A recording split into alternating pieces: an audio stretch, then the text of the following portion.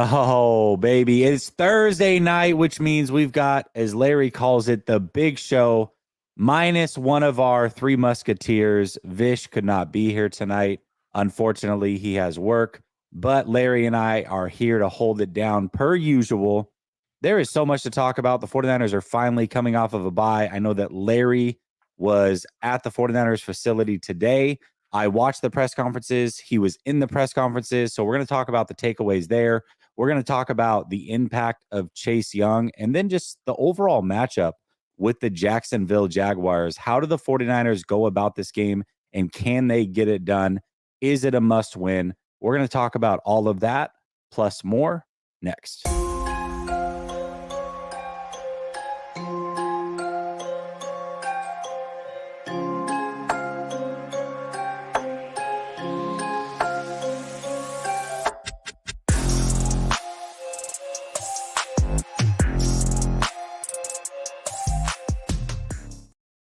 All right. Welcome back to Last Second Sports, where we are giving you our take down to the last second. And as I said, it is a Thursday evening, which means it's big show time. And I got Larry Krueger with me tonight. Larry, how you doing tonight? What is up? What is going on, man? I love that neon light, man. Every time I see that neon light, it reminds me that I got that on my list of to get things. I gotta get the neon light. I really love that, man. You got some cool stuff going on though soon too, man. I know that you got some things in the work to make it look professional over there. I'm looking Yeah. forward to that setup when you get it finished as well. Well, Kev will be home for Thanksgiving, and we're talking about lots of changes, and yeah, there'll be a bunch of changes to the set. And even though I'll always kind of be partial to this original Niners set that I have here, but you know what? You get a little older, and suddenly, mom said, "Clean up your room." So it's like one of those. So we're gonna eventually get it cleaned up, and we'll have a little fun though, dressing it up and kind of changing up the look. That's totally fair. I love it. All right, man. Well, listen, you were at the 49ers pressers today, and I went ahead and watched them. The first one that caught my eye was, of course, Brock Purdy. Hearing from him, talked about his bye week, some of the things that he went through mentally and physically, or didn't go through physically, I should say, during the bye week. What were some of the takeaways you had today from Brock Purdy's presser? Well, I thought it was interesting listening to him kind of, I'd gotten word from some of the people around the team that, he was really hard on himself after that Bengals loss, that Yeah. that he wore it kind of hard and that he went in the room and kind of said, guys, I effed up here. And today was a lot about, asking some dudes about that, I asked Forrester about it. I asked, Dre Greenlaw about it. I talked to Tabor Pepper about it. And I just thought it was kind of interesting. And then Brock himself kind of addressed it. And he just said that he wanted to, let the team know that, it's on him, that, he's got to be better and that he wants to be accountable. And then, Forrester's like, hey, man, the guy's a great guy. He's a great leader. He said he didn't have to do that, but it was cool that he is invested and accountable. And then when I asked Greenlaw about it, they're locker mates right there in the corner of the locker room. And he just said, he's like, it was great to see him do that. He's like, he didn't let the team down at all. The guy played his butt off, but you know what? It was good to see him do that because he is a young guy who's trying to ascend to kind of a leadership position in the room, right? He's the quarterback. And so I think more than anything, guys, you don't have to, you can't be fake. Like, and if you're going to stand up and go, hey guys, it's on me, you better be convincing. That's the one thing about an NFL locker room, Jesse. I mean, not that I'm telling you anything you don't know, but these guys know it's not about what you say. It's about who you are. And it's about, are you genuine or are you a fraud? Are you a fake personality that's mugs for the cameras? Or are you a real dude that is, tough and smart and dedicated? And if you're not the real deal, these guys will read you and kick you out of the room somehow, some way.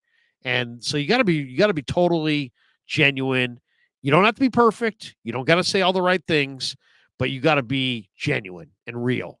Otherwise, you lose the room. And I think that it's pretty clear that at least after that Bengal game, that Brock kind of took, was in the middle of the locker room and just said, "Hey guys, look, I'm one of the reasons that we lost today. My turnovers here in the fourth quarter cost us this game.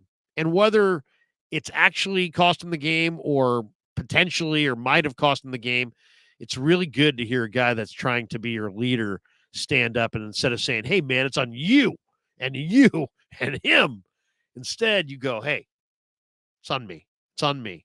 And I think he won over a lot of people. So it was interesting to hear him talk about it today. Frank Tom Ocean says, is Vish reloading? You mean deloading. Yes, he's currently deloading this week. He'll be back hopefully next week. But I agree with you. That was absolutely the story of the press conference. It very refreshing to hear how he went about that whole situation, where he went to the locker room, took full accountability. Because I remember the old quarterback not doing that, or at least not in front of everybody when he got up on the podium. It was always we. No matter what, you would look at it. Titans game, for example, in 2021, it was clear that Jimmy Garoppolo was the reason that they lost that game. But as soon as he got to the podium, he turned French and went we. And we just want to hear you say me. You know what I mean? So Yeah. nice. I love hearing that from Brock Purdy. I love that he understands it, that he gets it, that he knows exactly what needs to be said and when it needs to be said. And it is genuine. It's absolutely genuine. And one of the things that you talk about a lot with Brock Purdy, and I acknowledge as well, he is an ultimate competitor. And I think ultimate competitors, sometimes it can be tough to just lay it all out and say, it was my fault. So I'm sure that wasn't necessarily easy for him to do, but I also think that it's one of those things that has to be done just for him to kind of get over it going into the bye week, feel better about it, and move on. And I absolutely love that. I think it was great that he went out in front of the team the way he did, took ownership, whether it was his fault or not fully. He took ownership, acted as if it was. And those are the moments right there, Larry, that earn the C on that jersey, which he's got this year. So you love to see it. Right. And you're going to be asking guys to run through walls for each other all year. So you got to you got to protect your quarterback, and you got to be passionate about it. And you're only going to protect him really if you're somehow invested. To me, the other great line that he had, Jesse, was, he was, one of the questions was, do the interceptions make you hesitant? And to me, this was his best answer, because, it's like, we've talked about it. Brock's been like kind of locked in, and not all quarterbacks get in and out of rhythm. So like, Derek Carr sometimes can't figure out like when to, how many risks to take, and then how to be aggressive. So what happens to Derek Carr? Sometimes he throws ridiculous interceptions backed up in his own territory because he's not factoring in the risk reward factor, and he's taking chances backed up on his goal line. And you're like, why the hell did he do that? Then there's other plays that I've seen him like throw the ball into the turf on like fourth down in the fourth quarter of their last possession. It's like, dude, why? What are you throwing that one into the turf for? You throw it into the turf, it's an incompletion. If you throw it downfield and it gets picked, but take a chance. It's the final play of the game. So like his whole dials are screwed up. He's so mentally screwed up that he doesn't know when to take risks. But Purdy was asked, do the interceptions make you hesitant? And he had the perfect answer. He said, there's a fine line between being aggressive and then at the same time being aggressive with the ball and taking shots down the field and throwing the 50-50 ball, as opposed to taking care of the ball and maybe taking the check down and maybe being patient. And I think that he was asked about, is there a particular play that you're thinking of? And he brought up the Minnesota game, and he just, that's really, I think, all I would say to him. Either if I was sitting around critiquing his play, I would just say, on a couple of these plays, you're trying to make a play. And I love that aggressiveness that you have, and the ability, the confidence that you have to, put it in the hands of your receivers and try to make those 50-50 ball throws. But be smart. You're holding the team's fortunes in your hand. Protect the football first and foremost, and be a little bit more conservative. Don't just take every shot, and be a little bit more patient. Like the Viking throw at the end of the game that sealed the game. He had a running lane open. There was 30 seconds left. He didn't have to. It wasn't the last play of the game. He didn't have to make that throw. He's trying to make a play, and he kind of forced it. And he should have probably ran and then tried to take the timeout or whatever, spike it real quick. They had plenty of time.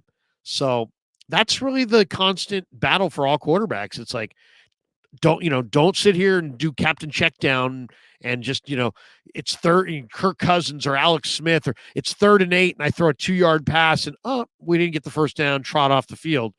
Take chances, throw it beyond the sticks, go for it. But there's also a time to be careful with the football, take care of the ball, be patient. I think as time goes on, maybe some of the games start to, there's a lot of games, there's a lot of plays. He was running for his life against Cincinnati. I think he kind of lost his patience in the second half of that game. Yeah, it's interesting hearing you talk about that, or hearing him talk about it today, and then you bring it up, because I remember that was a topic of conversation. We might have had it during the offseason, but where Shanahan has this ability or perceived ability to kind of hold his quarterbacks back at some points, not necessarily let them play free. At least that's the feeling that you get. And Brock Purdy talked about it this offseason. Hey, I need to play more within Shanahan's system, and I need to be better at this. And, you're thinking to yourself, okay, that's good. You don't necessarily need to bail out of the back of the pocket every third play. But at the same time, that creativity that you have, that ability to improvise, that's what made you good. So what is that fine line? And I got to be honest, I think that there were times, even though they were doing great this year and he was playing great, there was like 3 weeks in a row where he didn't really run at all. He just stayed in the pocket. And so you started to think, where is that improvisation? Is it going to come back? Is this how he is now? And then you started to see it again last game, where he started to get loose more than he had ever in the run game, using his legs to get first downs. And you're like, okay, this is great. But then by that same token, that same sword, you live by the sword, you die by the sword. That same aggression, that same thing that made him great in that game, also took away in that game. And so it's all about finding that fine line. And when you're a young quarterback, you have time to find whatever that fine line is. Unfortunately, the 49ers are in this win now mode. And so he's got to be able to figure out what works and what doesn't while also winning games. And that isn't an easy thing to do for any young quarterback, I don't believe. And he's now up against his, most fierce challenge, because his team desperately needs a win. They're on the road. He's turned it over, and he's going up against one of the top takeaway teams in the game right now. Jacksonville's taking the ball away, and so it's going to be a huge challenge, right? Just to possess the ball and not turn it over against them. They're taking it away. They got good players on all three levels of their defense. They're 13-4 in the last 17 games in the regular season. So I saw them against Houston 6 weeks ago lose a terrible game. But they haven't lost since. They didn't lose at all in the month of October. Not only that, the same way that the Niners, who led, I don't think they didn't trail ever in the first 5 games. I don't think the Niners, for the most part, have really led for hardly any period of time in the last 3 games. Well, Jacksonville rolls in. They're 5-0 in their last 5 games. They're the hottest team in football. They haven't trailed in any of those games. So this is going to be a massive challenge for the 49ers to get this one done. I agree with you. Matt, amongst other people, are asking where Vish is at now that the room's starting to fill up a little bit. Vish had to work. So a lot of people are suggesting, like, oh my gosh, did the blow up make Vish not show up? First of all, it was supposed to be on Vish's channel. I said it was me or Vish, not both. Yeah, and that's it. Here we are. That's what the happened. way it goes. No, it was supposed to be on Vish's channel, but unfortunately he had to work late. So I think next week it'll go back to Vish's channel. And no, Z, I don't have him blocked. Otherwise I wouldn't see his comments. I don't know why they're not going through, brother. I mean, the only thing I can suggest is maybe get out of the chat and come back in. I'm not really sure, but I definitely do see like Z stirring things up. I love it. All right, let's get to the super chats. Then we're going to talk about Wilkes, because that seems to be the biggest conversation right now is the Steve Wilkes thing. Yeah. Brother Bob is going to come in thrice, it looks like. He says, PP, did you tell Brock Purdy he's wrong and it's never his fault?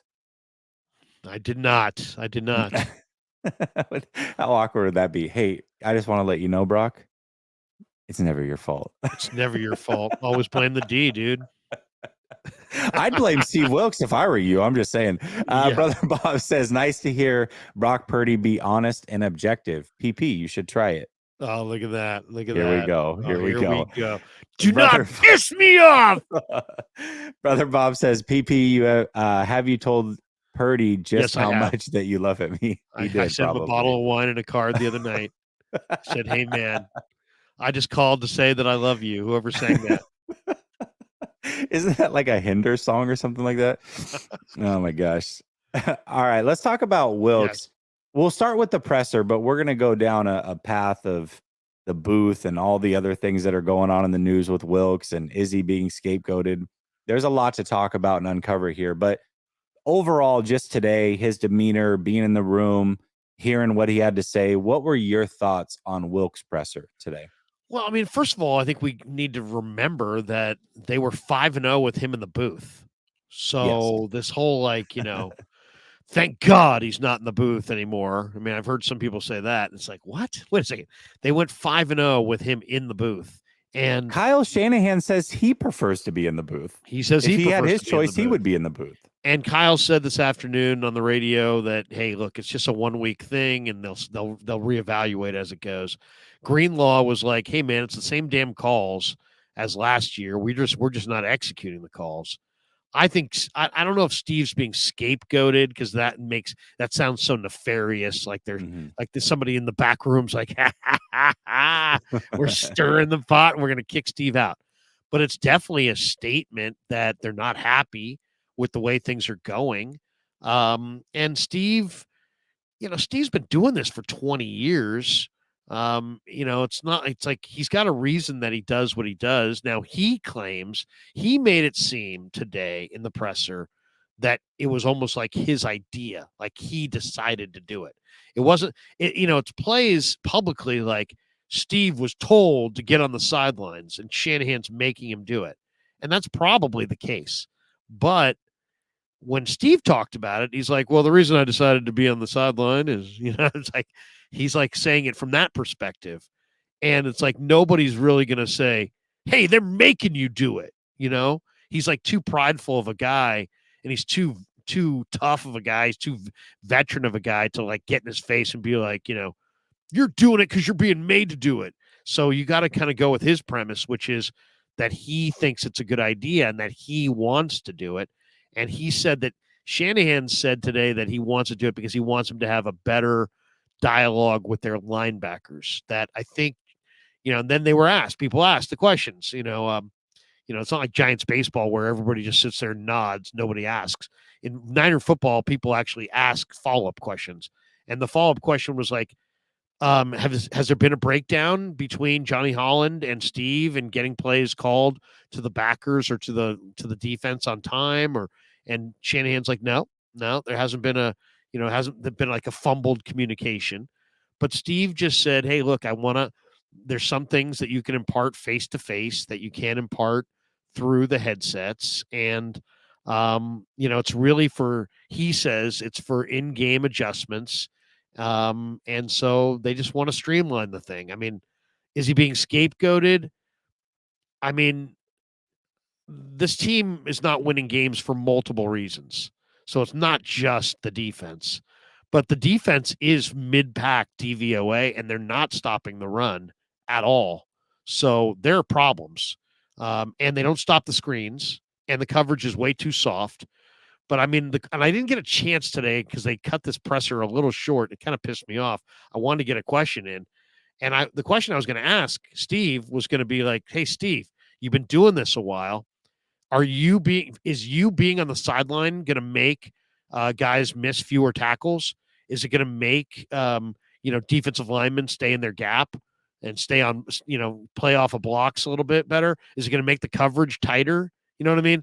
And the answer is obviously no, but I would love to have heard him answer those, because, it's in my asking that, I'm trying to show him that I don't think it's you, Steve, and I don't think it's him. I think it's the personnel. Now, I'm a personnel guy, so I look at personnel first, second, and third before I blame coaches.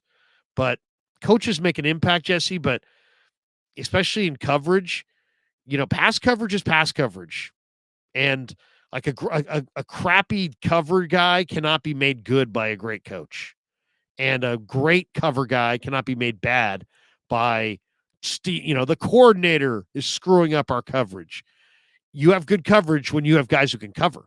And when you don't have good coverage, more times than not, it's because you don't have good guys that can cover. So I think I'm in that mode more, to be honest. I don't blame Steve. I don't know where you are at in this whole thing, but I don't blame Steve. I blame the personnel. And I think Lynch is a good personnel guy, but look at all the guys they got rid of, and all those guys are good against the run. Ebukam, Ward, Mosley, Al-Shaair, Ridgeway. I mean, almost every guy who walked out of the room in the last year or two were better against the run than the guys that are still there. So I don't blame Steve. I blame the personnel. Yeah, I don't blame Steve, but I also don't think he's been the solution. He's not the full problem, but he hasn't had all the answers either. And not that I would expect him to. What I found interesting is he tried to make it seem today as if the reason he's going to the sideline is because it is his idea. And Right. we know it's not his idea, right? We But he's can so all prideful. probably agree there. How do you challenge him on that publicly? You know what I mean? You see him, you he's very don't. prideful. No, you don't, nor should you. That's not your place to do it. But it is clear that Shanahan, this is his decision. Shanahan said yesterday, we talked about it during the bye week. And I just think that it's better for him to try it out for a week so that he can be around his players and communicate. So Shanahan already spilled the beans and said it was him.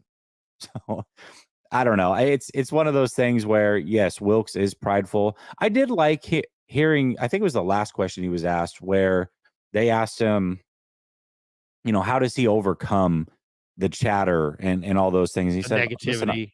Yeah, I'm built for this. I'm built for this. Yeah. And, I can't dwell on the first half of the season. We're on to the second half, and I'm ready to make things better and move on from here. So I did like hearing those things, but I want to show something to not only yourself, Larry, and I don't know if you had a chance to see it at all, but also the audience. And I tweeted this out earlier today. So this is the 2023 defense versus the 2021 defense, the first 8 games. So D'Amico Ryan's defense, his first 8 games versus Wilks, his first 8 games. And a lot of people are making a big deal about the rushing yards, which, yes, the last few weeks it hasn't been great. But through 8 games, Wilks' defense is giving up 86 rushing yards per game, 17.5 points per game, and the 49ers record is 5-3. Right. D'Amico Ryan's defense through his first 8 games was giving up 132 yards per game, 25.25 points a game, and their record was 3-5. And I didn't make this graphic to crap on D'Amico. D'Amico's a fantastic coach. Really, I made it to say it's not as bad as what we think it is. And it's been this way before, and the 49ers have been able to turn it around. So why couldn't they do it this year? And I also want to add that D'Amico Ryan's defense in their 8th game was against the Arizona Cardinals, Colt McCoy's Arizona Cardinals, and they gave up 31 points and 163 rushing yards. So it's not only that, I was at that game. Is that's the game where that Colt McCoy completed 85% of his passes, if I'm not mistaken. Yeah. Which is a ridiculous number. Yeah. But I mean, obviously Burrow and Cousins have basically done that the last 2 weeks too, combined. So yeah, I mean, I don't know. I mean, I will say this. I mean, just sitting there in the stadium last week, watching the Bengals spread the Niners defense out and then run at will and basically do anything they wanted. There was no resistance at all. None. I mean, they were down 14-10 at half. It should have been 24-10, easy. They did not stop anybody. The coverage was soft. The run defense was weak. I mean, it was bad. It was just bad in every phase. So I got no problem with them doing something because something is better than nothing. I just don't know if it's going to work. I think, and I asked Shanahan, I said, because he said, hey, my team looks old or not old. They look tired and slow. And, then they get the bye week. So the bye week, everybody looks fresher. But then I'm like, hey, how are you going to inject speed? And he's like, you got any ideas? And I said Danny Gray, but if I had really thought he was going to ask me that question, I probably would have given him a longer answer, which was Danny Gray, Samuel Womack, Darrell Luter, Jalen Graham, Robert Beal, Ronnie Bell. I mean, I probably would have, JP Mason. I think the 49ers have a number of guys that they could put on the field that would be a little bit more dynamic than some of the players they have. And the one that bothers me the most is Jalen Graham. Now, I know I'm alone in this, but I watched Jalen Graham for 2 years at Purdue. The guy made a ton of tackles. And then I watched him in the preseason. Sure enough, he did the exact same thing.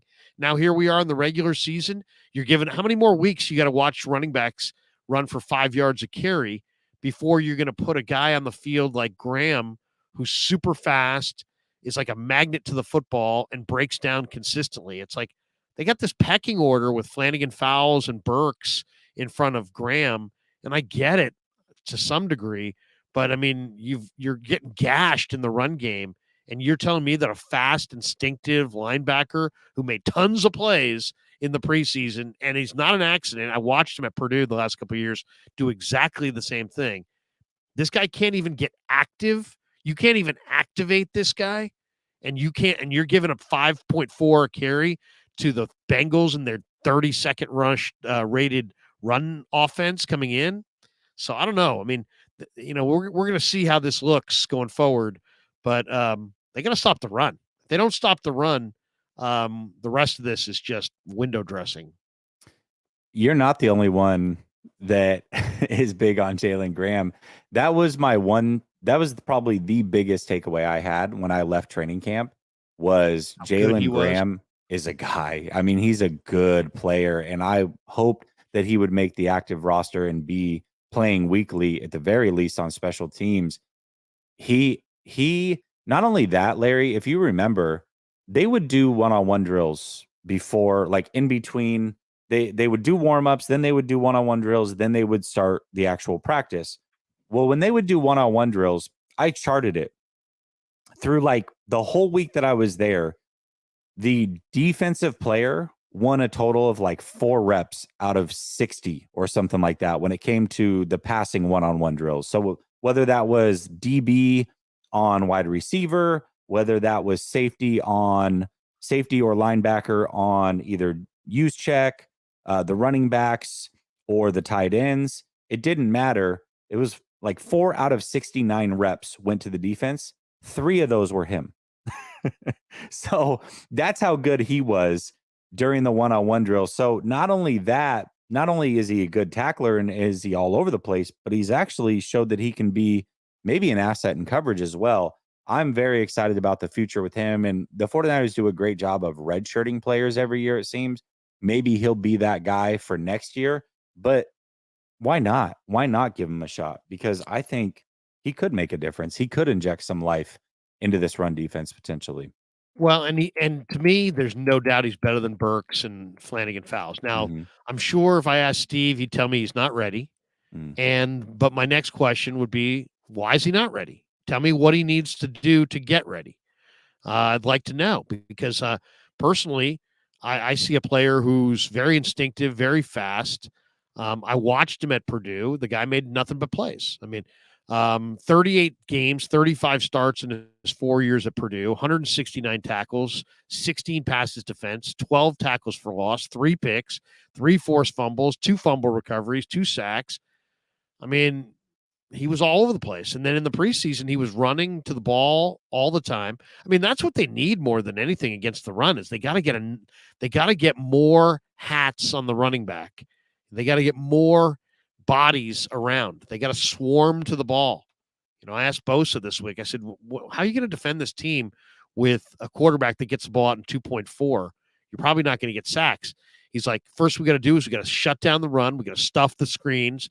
We got to take away the RPOs and the quick game, force the quarterback to play from the pocket, and then we can tee off and go after him. Well, look at all the things that you have to do before you can hunt the quarterback. So, I mean, it's like, that's the thing. It's like, you telling me that you don't need Jalen Burks or Jalen Graham when you're looking at a team that is every runner against you the last few weeks has lit you up. So I don't know. I mean, on paper, Etienne is 3.9 a carry, so it's not like he's awesome, yards, on every carry. But I mean, he's got speed and he can definitely make big plays. He had a 56-yard touchdown reception in the Steeler game 2 weeks ago. So he's a burner. He's got great speed and he gets to the outside. So we'll see. Greenlaw said he took a shot last week before the Bengal game for both his shoulder and his ankle. And then he got like 10 minutes, 15 minutes into the game and he realized that the shot had no effect. And so he probably said he shouldn't have been out there. Shanahan said today, I don't know, he probably shouldn't have played. Well, now Dre says that he's freshened up from a week off and that the shoulder and ankle are feeling a little bit better. And we'll see how effective he can be. They need him because he's like a huge part of their run defense. Yeah, I agree wholeheartedly. Matt says now he is on the sidelines, so the O will score more points.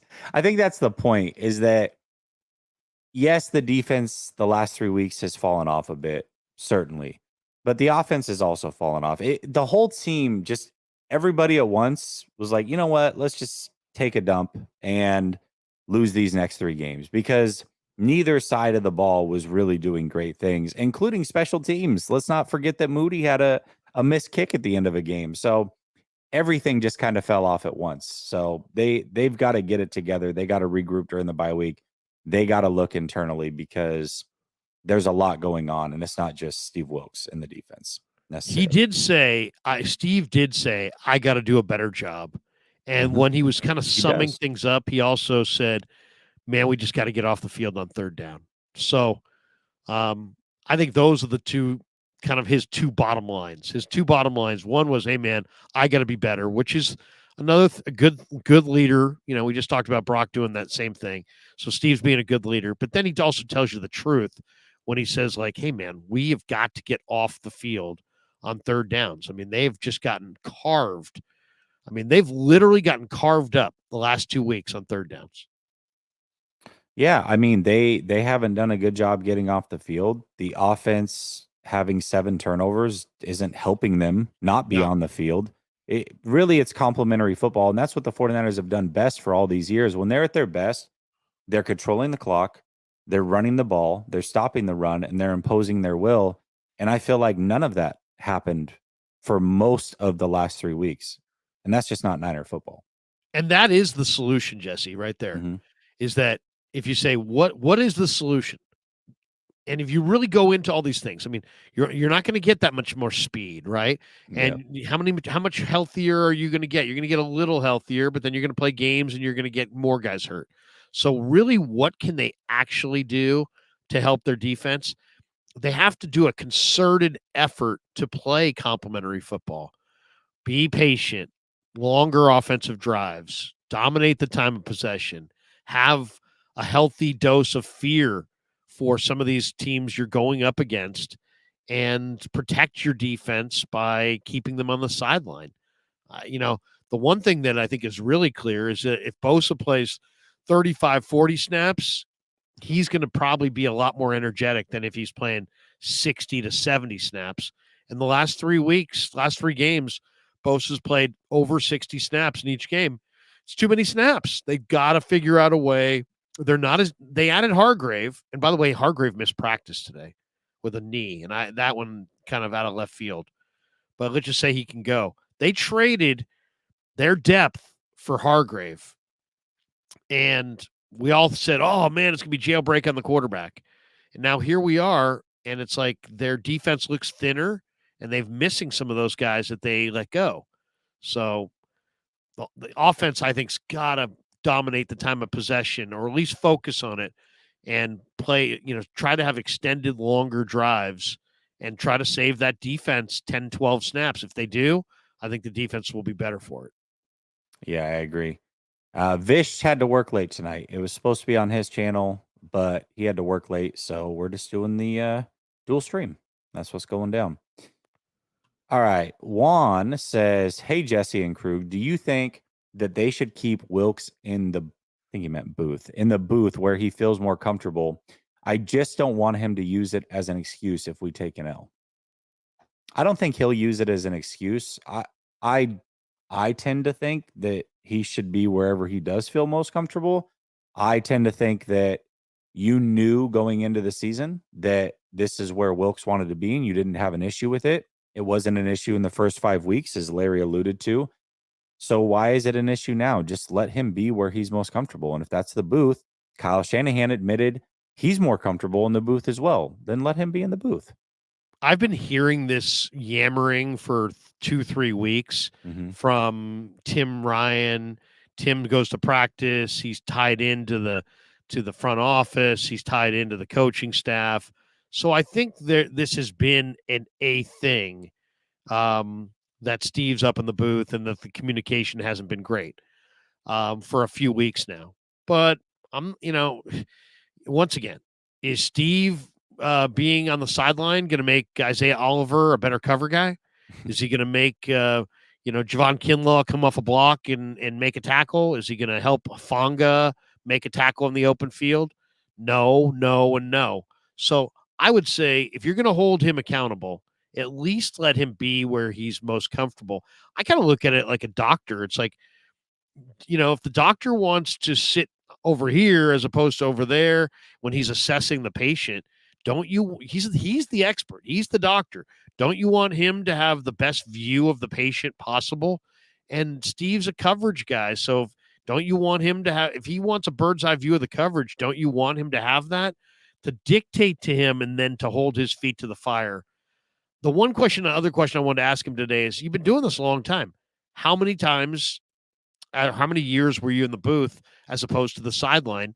And then it's a trade-off too. It's like, there's a trade-off. There's certain things in the booth that are better. You can lay out all your cards and have your quiet moment, and you've got some help up there, from guys in the room next to you, and you've got controlled conditions. There's no weather. Let's say it rains in Jacksonville. It rains a lot in Florida.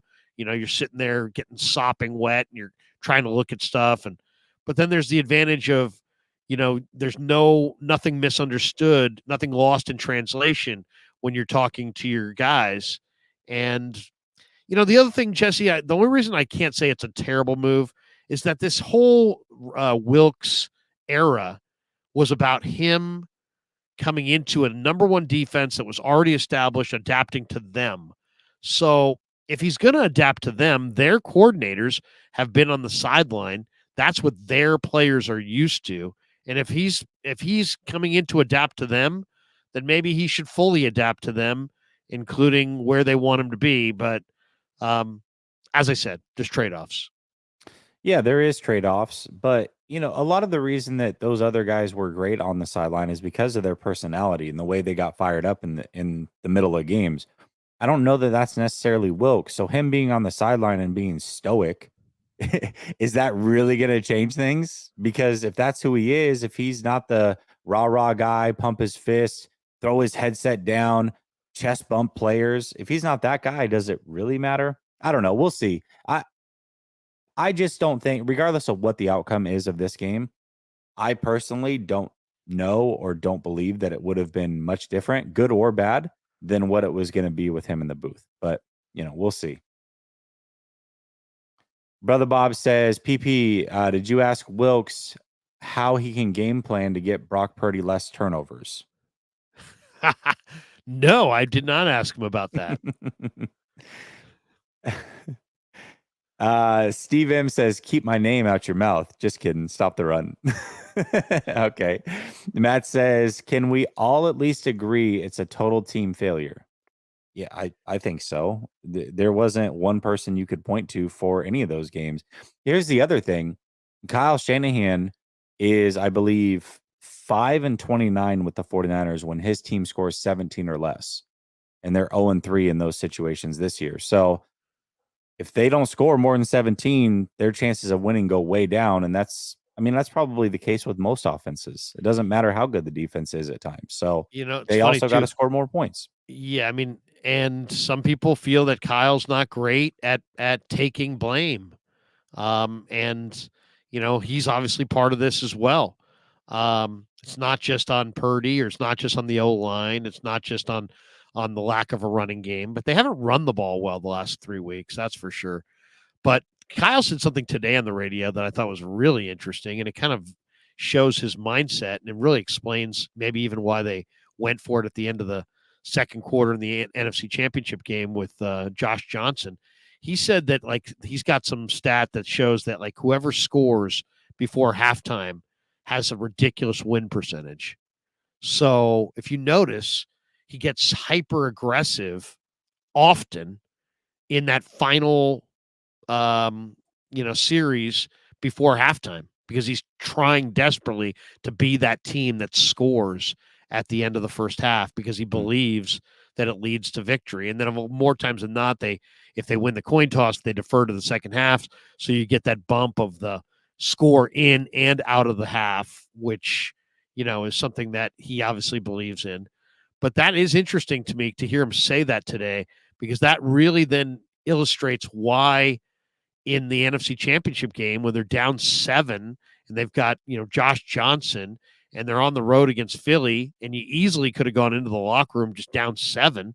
And if anything, I think at that point, once you have Josh Johnson in the game, nothing against Josh, but you want to shorten the game as much as possible in that scenario. And hopefully you get to the 5-minute mark of the fourth quarter in a 7-point game, preferably with the ball, right?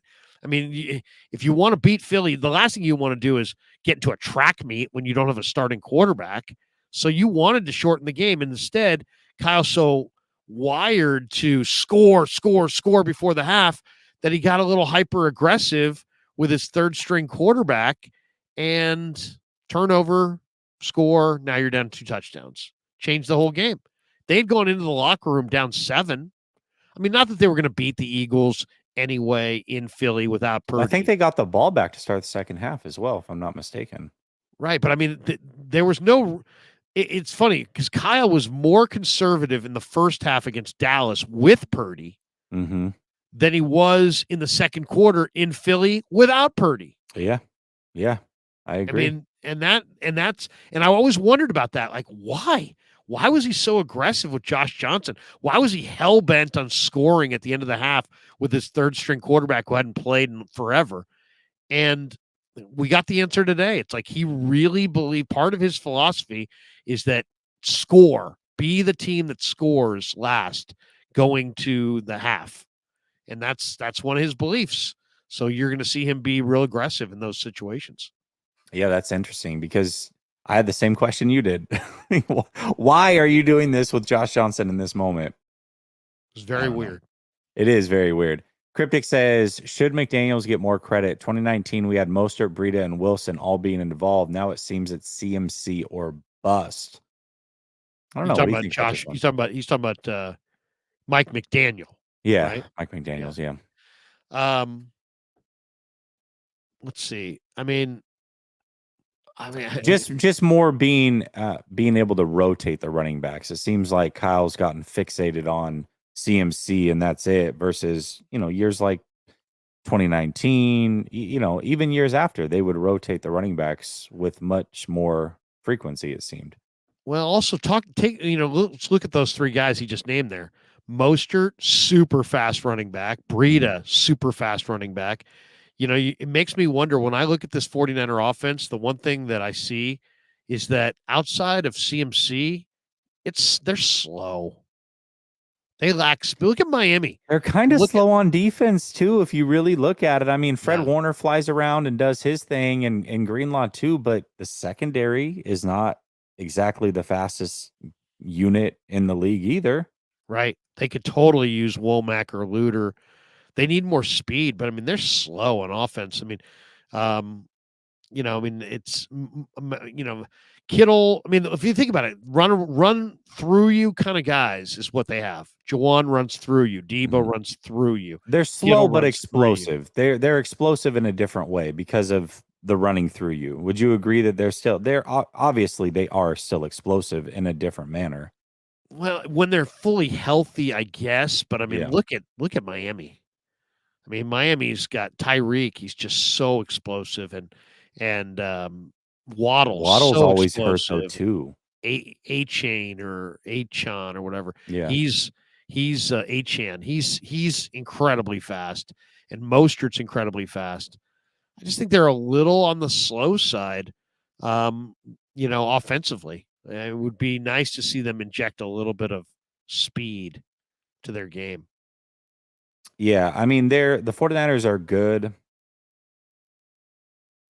around the line of scrimmage. You know, you get Debo and you get CMC. They can break a few tackles and make things happen, but they're not usually just outright sprinting and outrunning everybody on the field. That's not how it gets done. The explosive plays are there to be had, but they're done in a whole different fashion. Some of it's also through scheming. Kyle Shanahan does do a good job in scheming guys open. Brandon Ayuk is very good when he gets those one-on-one routes where he takes those digs and he's wide open, but it's not because of explosive speed.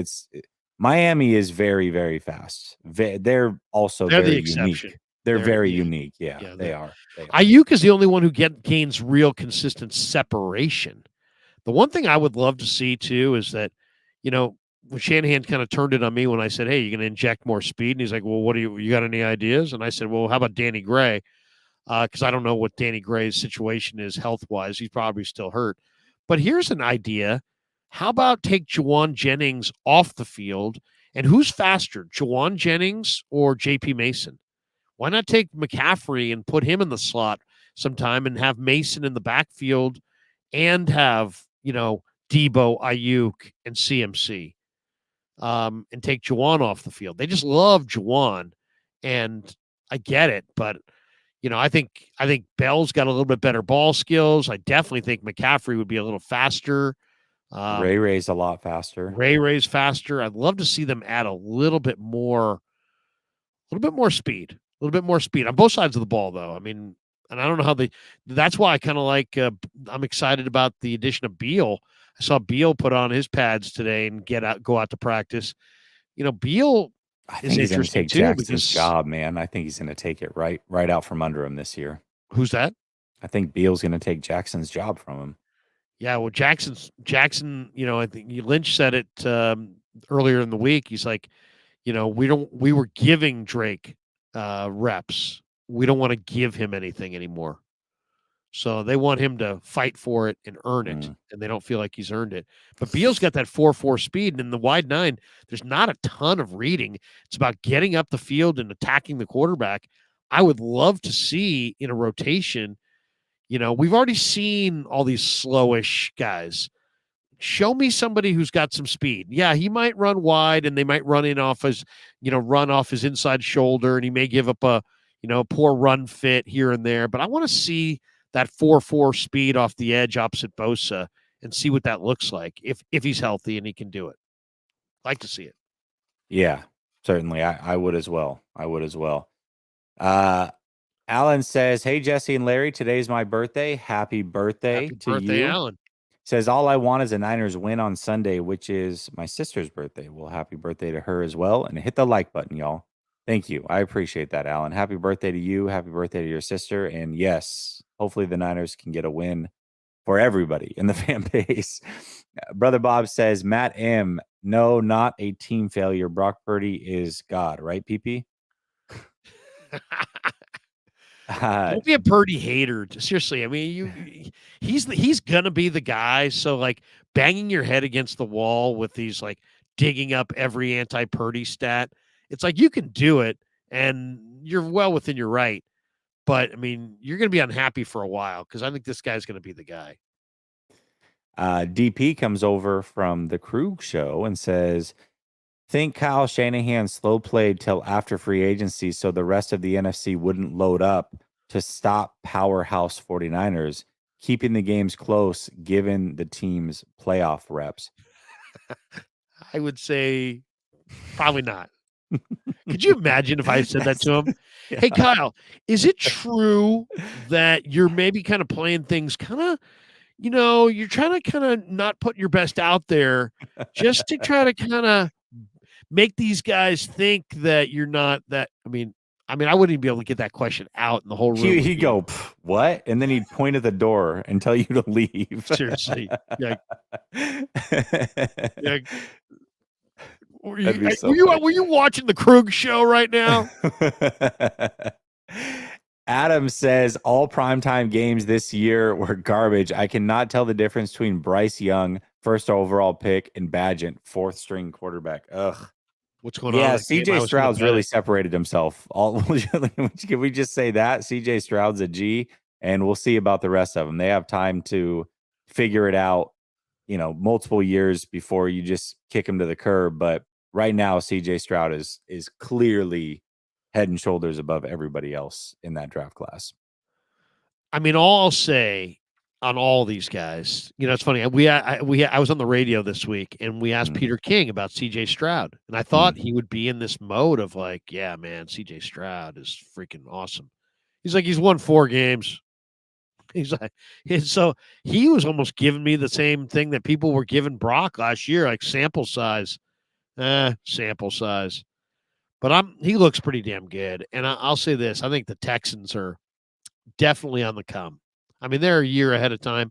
But, Tank Dell and the way they're building that team, the way the draft that they had.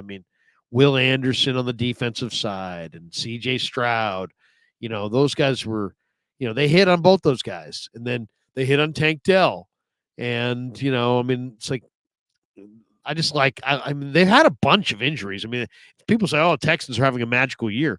Not really. Dameon Pierce is hurt. Robert Woods is hurt.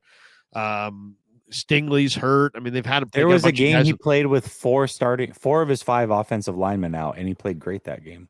Yeah, they've got guys on IR. Kendrick Green done for the year. They've had a bunch of guys. Ridgeway's done for the year. Yep. Stingley's on the IR. They've had a bunch of guys who have been hurt, and yet they're doing it. So credit to Miko. He's good for him, and they're legit too. I love what I see from them. Nico Collins, Tank Dell. They have both tackles, right? They got Laramie Tunsil on one side, and the other guy's hurt, I think, too, on the other side. But they're building that team. That team's 2 years from now. Watch out for them. Yeah, when Peter King said that, I was like, I agree to a certain extent, not because of the wins. I think that's a weird way to look at it. But I'm also, I'm very patient when it comes to quarterbacks. Like we've done this before, but I give my opinion, but I'm not going to say I'm right or wrong for years down the road. In my opinion of CJ Stroud he was by far and away the best quarterback in this class. Right now it looks that way. We'll see. But Peter King's also the same guy that after 5 games came out before 2018 and said Jimmy Garoppolo is going to be a top 5 quarterback in this league. So you were willing to crown him after 5 games, but after 8 games, you got to see more. Like, I just be consistent, Peter. Be consistent is all I would ask. He loves Brock Purdy. Purdy, brother Bob thinks I love Brock Purdy. Man, go listen. Peter King was like, anybody who says that Brock Purdy doesn't have enough arm is crazy. And it's, to me, his arm has always been kind of right on that border, which is why he went in the 7th round.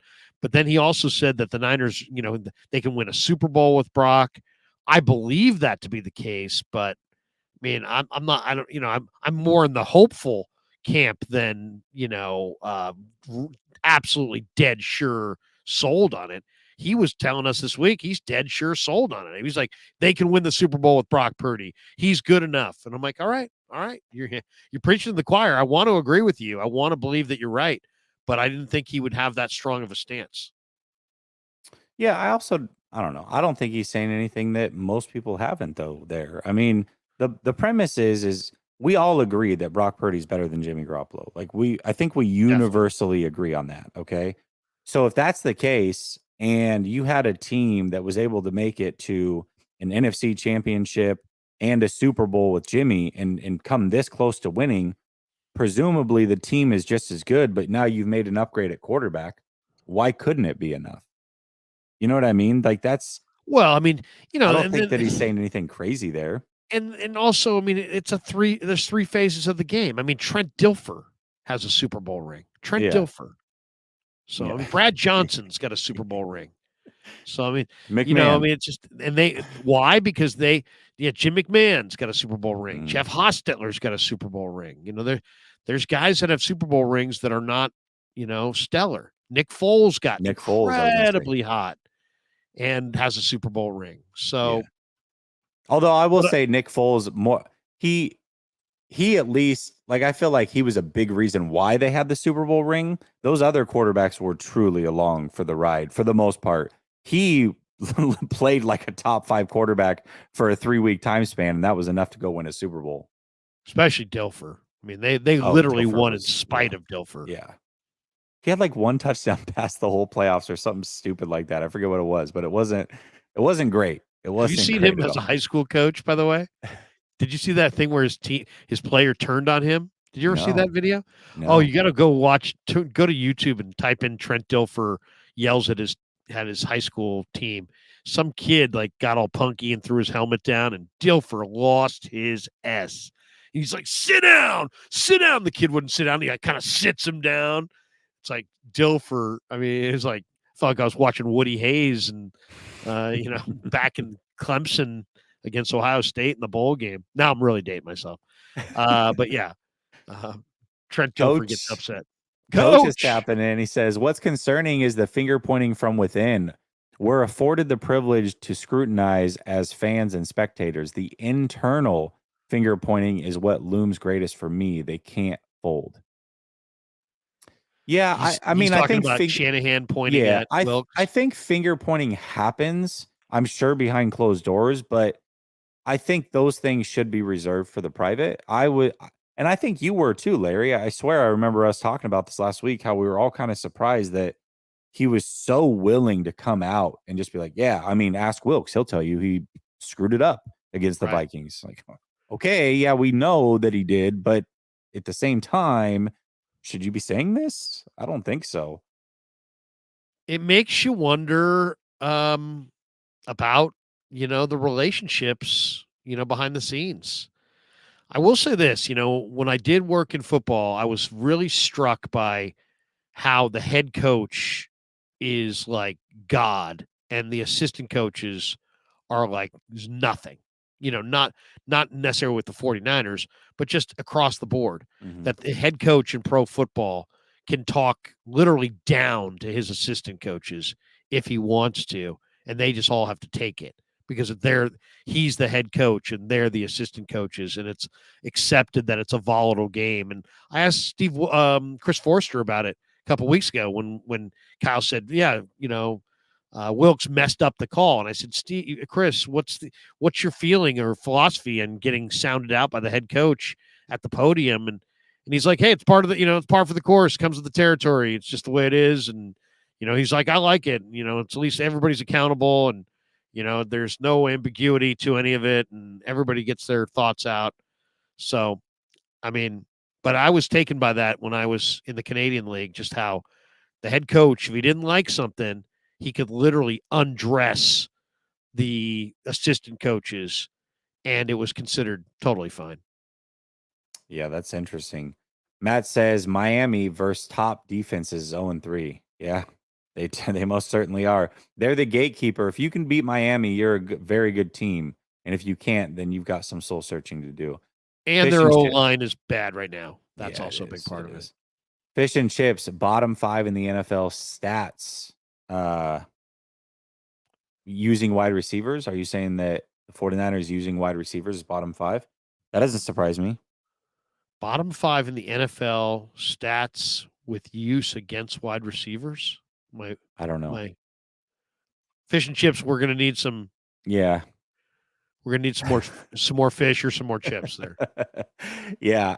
I assume you're saying usage rate of our wide receivers. I don't know. Brother Bob says PP, huh?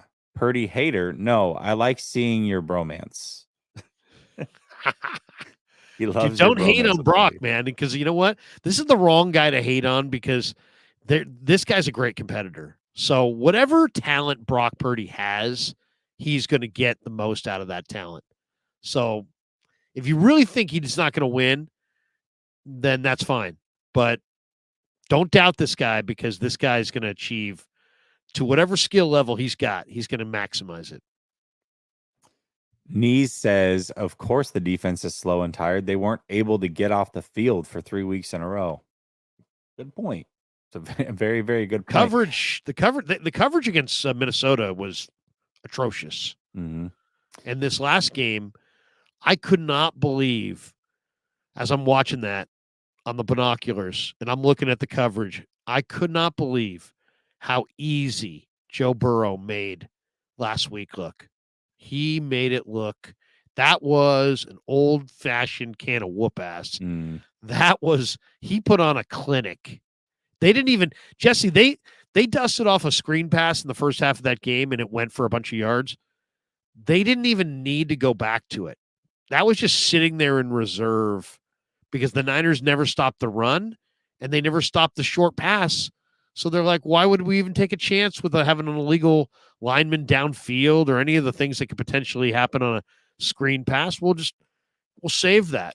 And the Niners never defended the pass or the run well enough to make them even get creative. That was the scary part. Yeah, it wasn't good. You know, that's what worries me a little bit too about this team is how worn down they did seem after just 7 weeks. And now you're looking at a team that really is going to have to go on a 12-week run to make it to the Super Bowl. It's likely they're not going to get the number 1 seed. And if that's the case, can they go 12 straight weeks without running out of steam again? If they couldn't go 7, that does worry me a little bit. That's why it's really vitally important that they start to sober up and start playing complementary offense, because I agree with you. They don't have enough, even with Chase Young, to get to the finish line unless they start to either win some games easily or start to have their defense log 45 plays instead of 65 plays on the field or something like that. I mean, they're really going to have to start protecting their defense a little bit and play a little ball control. I really believe that once you run the ball, you're dealing punishment to your opponent and then they're on the field. And it's about how much time is your defense on the field. It seems like you want to keep your defense off the field as much as possible. Like it almost takes less energy to have long offensive drives than it does to have long offensive drives against your defense. Remember the stat last year where every team that played the 49ers lost the following week? Right. Where's that 49ers team at? Because that physicality, even when they were winning, to me has not been there for a majority of the year. They've lost a lot of their big-time hitters. I mean, Where's Ebukam? Where's Jimmy Ward? Where's Azeez Al-Shaair? I mean, that's another reason I want to see Jalen Graham. To me, Jalen Graham is the closest they have to Azeez Al-Shaair outside of Warner and Greenlaw.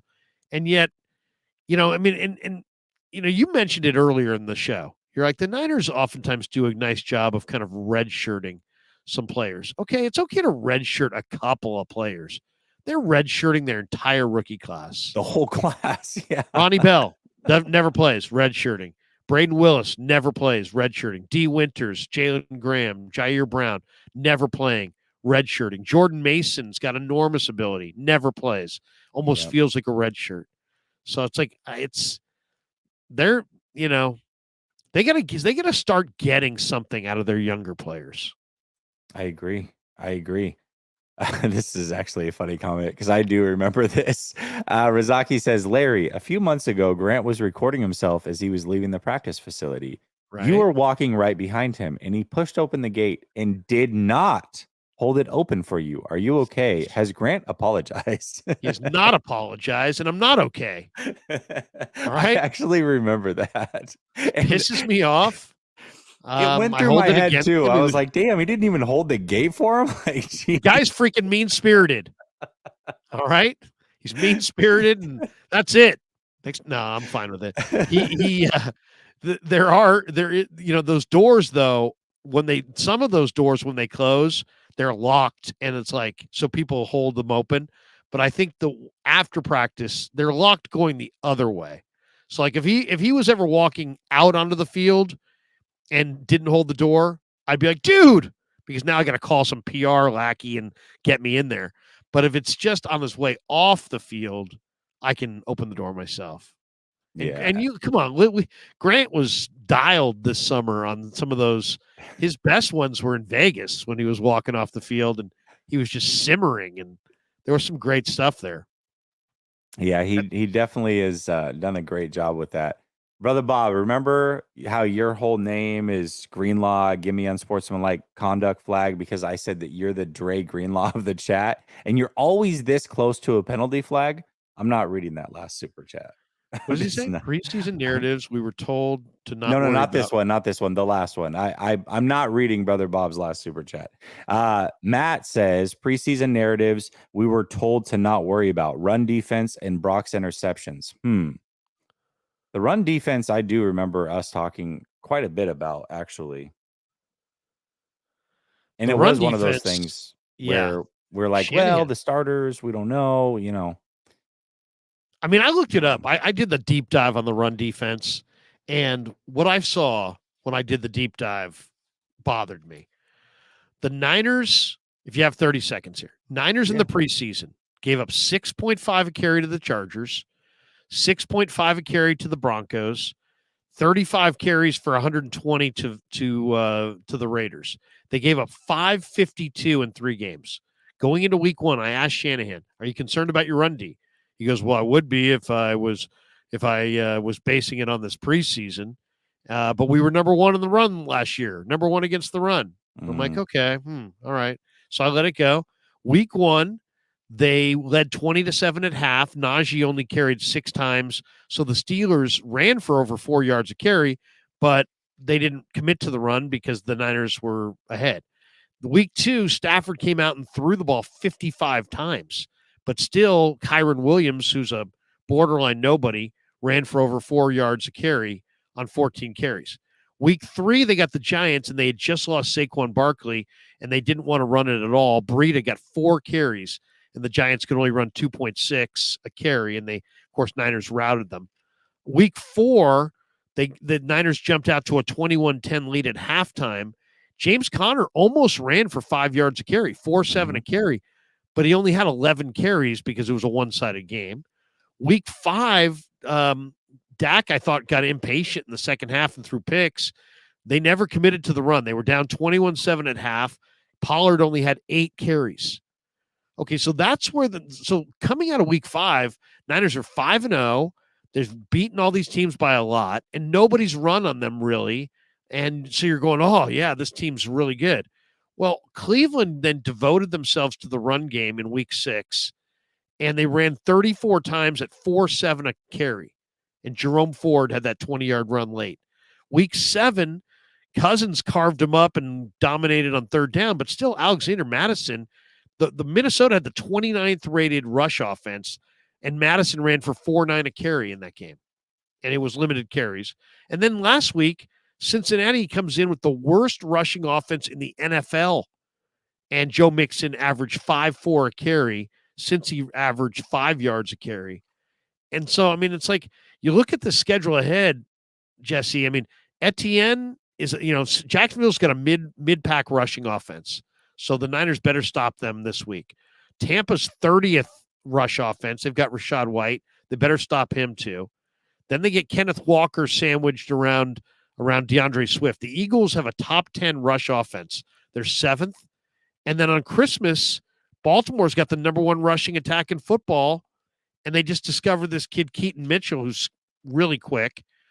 That's going to be a hellacious game to stop their run. So I'm eager to see if the Niners can get the run game going, run D going. And if they can't, you know what? They're probably not a legitimate Super Bowl contender. You have to be able to stop the run. Otherwise, it's, you can't really say you're a legit Super Bowl contender if you can't stop the run.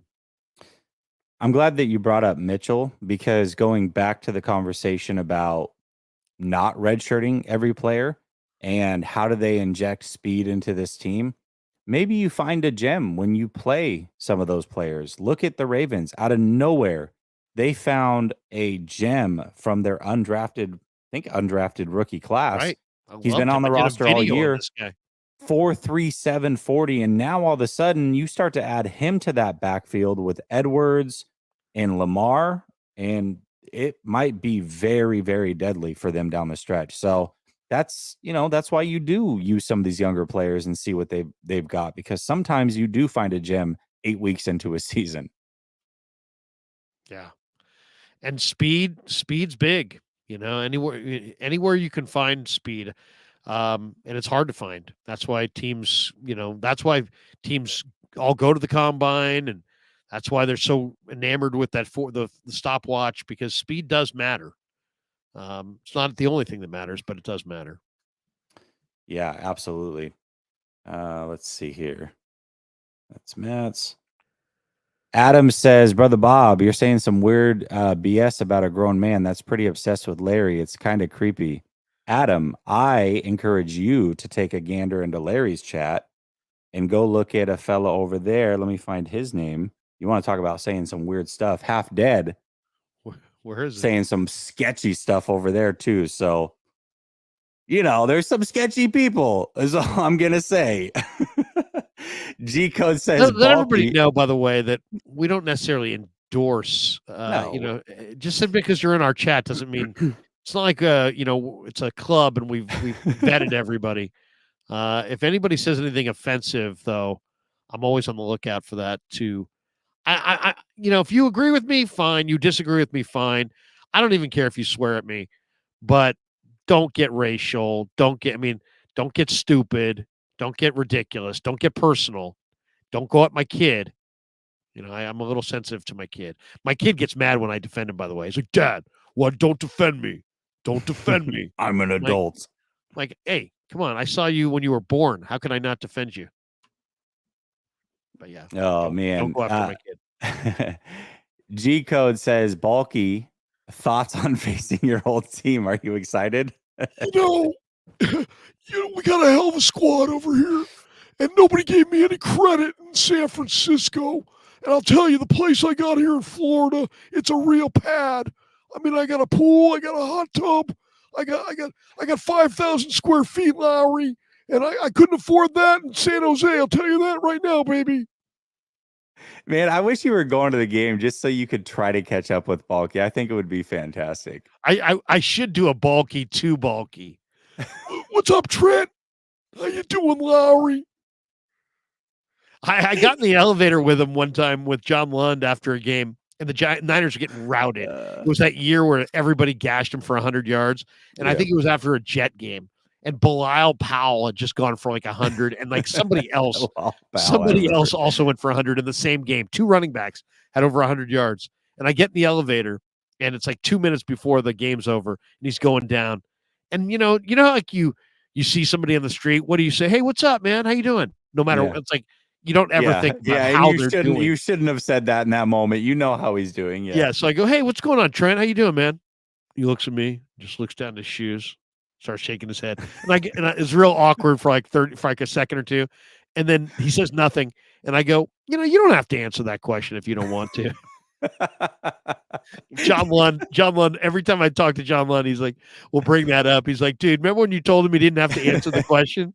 I mean, it was awkward, man. It was freaking awkward. Rides are awkward, anyways. They just are, for whatever reason. It's an awkward moment, but to ask the question and the answer is like, oh, dude, why did I just do that? Of course, I know the answer to this question. Well, it's like, hey, I kind of say, hey, man, what's up, man? How you doing? Like kind of as a way of just like almost like just saying hi instead of being like hi. I'm like, hey, man, what's up? How you doing? That's like just kind of my general vibe and general jargon. Hey, how you doing? How you doing, man? I mean, He's he like, gave me that look. He had his hands in dude. his pockets and he's looking down. He's like, starts shaking his head. I'm like, you don't have to answer that. So good. So good. Fish and Chips says snap distribution currently, we be cooked by week 17. Yeah, the snap distribution is not great in some of the areas. Everybody under the sun has talked about the CMC one in particular. Another one too, though, Larry, is, and we can kind of parlay this into the Chase Young conversation if you would like, and what his impact may be overall. But Said for hi to him me, today. Talked to him for a minute today. He's a good dude. yeah, he Chase Young. seems like a good freaking dude. monster too. Yeah, It's I know, huge. dude. He's much bigger than Bosa, which is kind of crazy to see Yeah. when they were side by side. But for me, the biggest impact for Chase Young is potentially getting so much depth where they can do a lot of what they did last year, which was, if you remember, it seemed like every third drive, the whole starting defensive line would be out of the game until a crucial third down would come around, and then they would bring them back in. But they would rest Bosa and some of those guys. This year, they haven't had that luxury. In fact, I was looking at snap counts yesterday. Bosa's on pace for almost 900 snaps. Last year, he had like 747. So as far as rest goes across the team, the defensive line kind of is built into that as well. And now when you look at it and you say, okay, well, you've got, Gregory, Farrell, Chase Young, Kinlaw, maybe they can do some of that again where they say, all right, we can remove 3 or even all 4 of these guys at times and bring in that second unit, and they can still be effective, which is not a luxury that they had before bringing in guys like Gregory and Chase Young. What are your thoughts? Totally. I mean, it's funny. I mean, I saw this. I looked at this on paper this summer, and I was like, uh-oh. Because I at first it was like, okay, they signed Farrell and they had brought in Hyder, and I'm like, well, but they'll add somebody else, right? And then we got to camp, and this is what they had, and I was like, wait a second. Then we had the very first opportunity to talk to the coaches. I made sure I walked right over to Kocurek, and I said to him, I said, Chris, are you going to play your ones more than you play your twos and your threes and your depth? And he's like, no, not at all. Like, really? So you're gonna be leaning on Hyder and Farrell and these guys for major snaps? And I'm thinking to myself, God, that ain't gonna work, because I mean, Hyder was so obviously a year past his due date. He was slow last year. He's slower this year. Farrell he's got to win inside because he can't run the loop and get there. So they didn't. What I mean, Drake. It was putting. You know what it told me? It was like they must love Drake. They must think Drake is going to be super special. And he had the great week 1, and I thought, oh man, Drake, away we go. He's going to have double digits. I think I even made a prediction. I'm like, Drake Jackson's going to have 12.5 sacks. He's still sitting on 3, and now he's probably dinged up a little bit. And John Lynch is saying he's got to earn his snaps, and people are suggesting that he's done with the Niners at the end of the year. And so, I mean, it's very disappointing. Very disappointing looking at their first line D line is really good, but the second line D line is not as good, and the depth that they had at that position is just not quite there. Hindsight's 2020, we hear, Larry. And looking back on it, we should have known that was coming. And here was our sign, and none of us picked up on it for whatever reason. At least not the way that we should have. We didn't talk about it enough if we did pick up on it. Remember, Bosa wasn't there during training camp. But the moment that they signed Taco Charlton off the street, he immediately came in and was their best pass rusher by far. At that moment, we should have besides Kinlaw Hargrave, besides Hargrave, but Taco Charlton off the street was immediately their best pass rusher. That right there should have told us they probably don't have enough at defensive end outside of Bosa here. So maybe they should go get some other players. And then remember, Taco got hurt, and that was actually kind of a big loss at that time. Totally. He was like the first day he showed up, he was like the best guy they had. No, I mean, I did videos on this summer. I mean, you can go. Mhm. I'm there. They still live on YouTube. You could go into the archives and look at my videos. I was very concerned about the defensive end depth this summer. Very concerned, and I just kept waiting for them to sign somebody. Like, well, maybe they'll get Jadeveon Clowney. Maybe they'll get this guy. Maybe they'll get that guy, and they just didn't. Dalen Hayes, and they've tried a couple different guys this summer. And Charlton did look good in some of those one-on-ones. But, yeah, I mean, that's a bad sign. When a guy can walk off the street and look like one of your better rushers, you probably aren't good enough or deep enough. So, they made that Hargrave deal looked like a free agent signing. It was actually a trade. They traded a Menahue and Ebukam and Aziz. Those guys all walked, and they gave that money to Hargrave, and they lost a lot of their depth, and they lost a lot of their run defenders, and they added a pass rusher exclusively. And surprise, surprise, they're not as good against the run, and their backups and their number one D line is being forced to play more snaps than they probably want. Yeah, I agree with that. Luckily, they went and made some moves here at the deadline and got better. Brother Bob says, Adam, I love you too. Don't be jealous. Oh, here they go. They're fighting through super chats. This is good. Frank I like a good super chat battle. It's like a breakdance fight. Frank Tom Ocean says, thanks for saving us from an awful game. Great show. But yeah, I didn't even watch a single second of that Thursday night game. I couldn't. I love betting football, and I bet football way too often. You didn't tonight, did you? No, I looked at it. Well, first of all, I read something. If I thought the Bears were at home, I was going to take the Bears. Yeah. I was going to take the Bears on the teaser to the under. Okay. That looks like it probably would have won, right? Because what was the spread in the game? I don't know. I honestly, I think it was maybe Bears -2 or something like that, -3. So it would have been Bears like on the 7.5. I would have gotten Bears plus 4.5 to the under. So I probably would have covered, but this is just the thing I was looking at said it was at Carolina, and then I was like, no, I couldn't do it. Now I'm finding out it was in Chicago. But either way, that's such a terrible game. When they teased it, they were like, "Oh, Thursday night, Bears Panthers."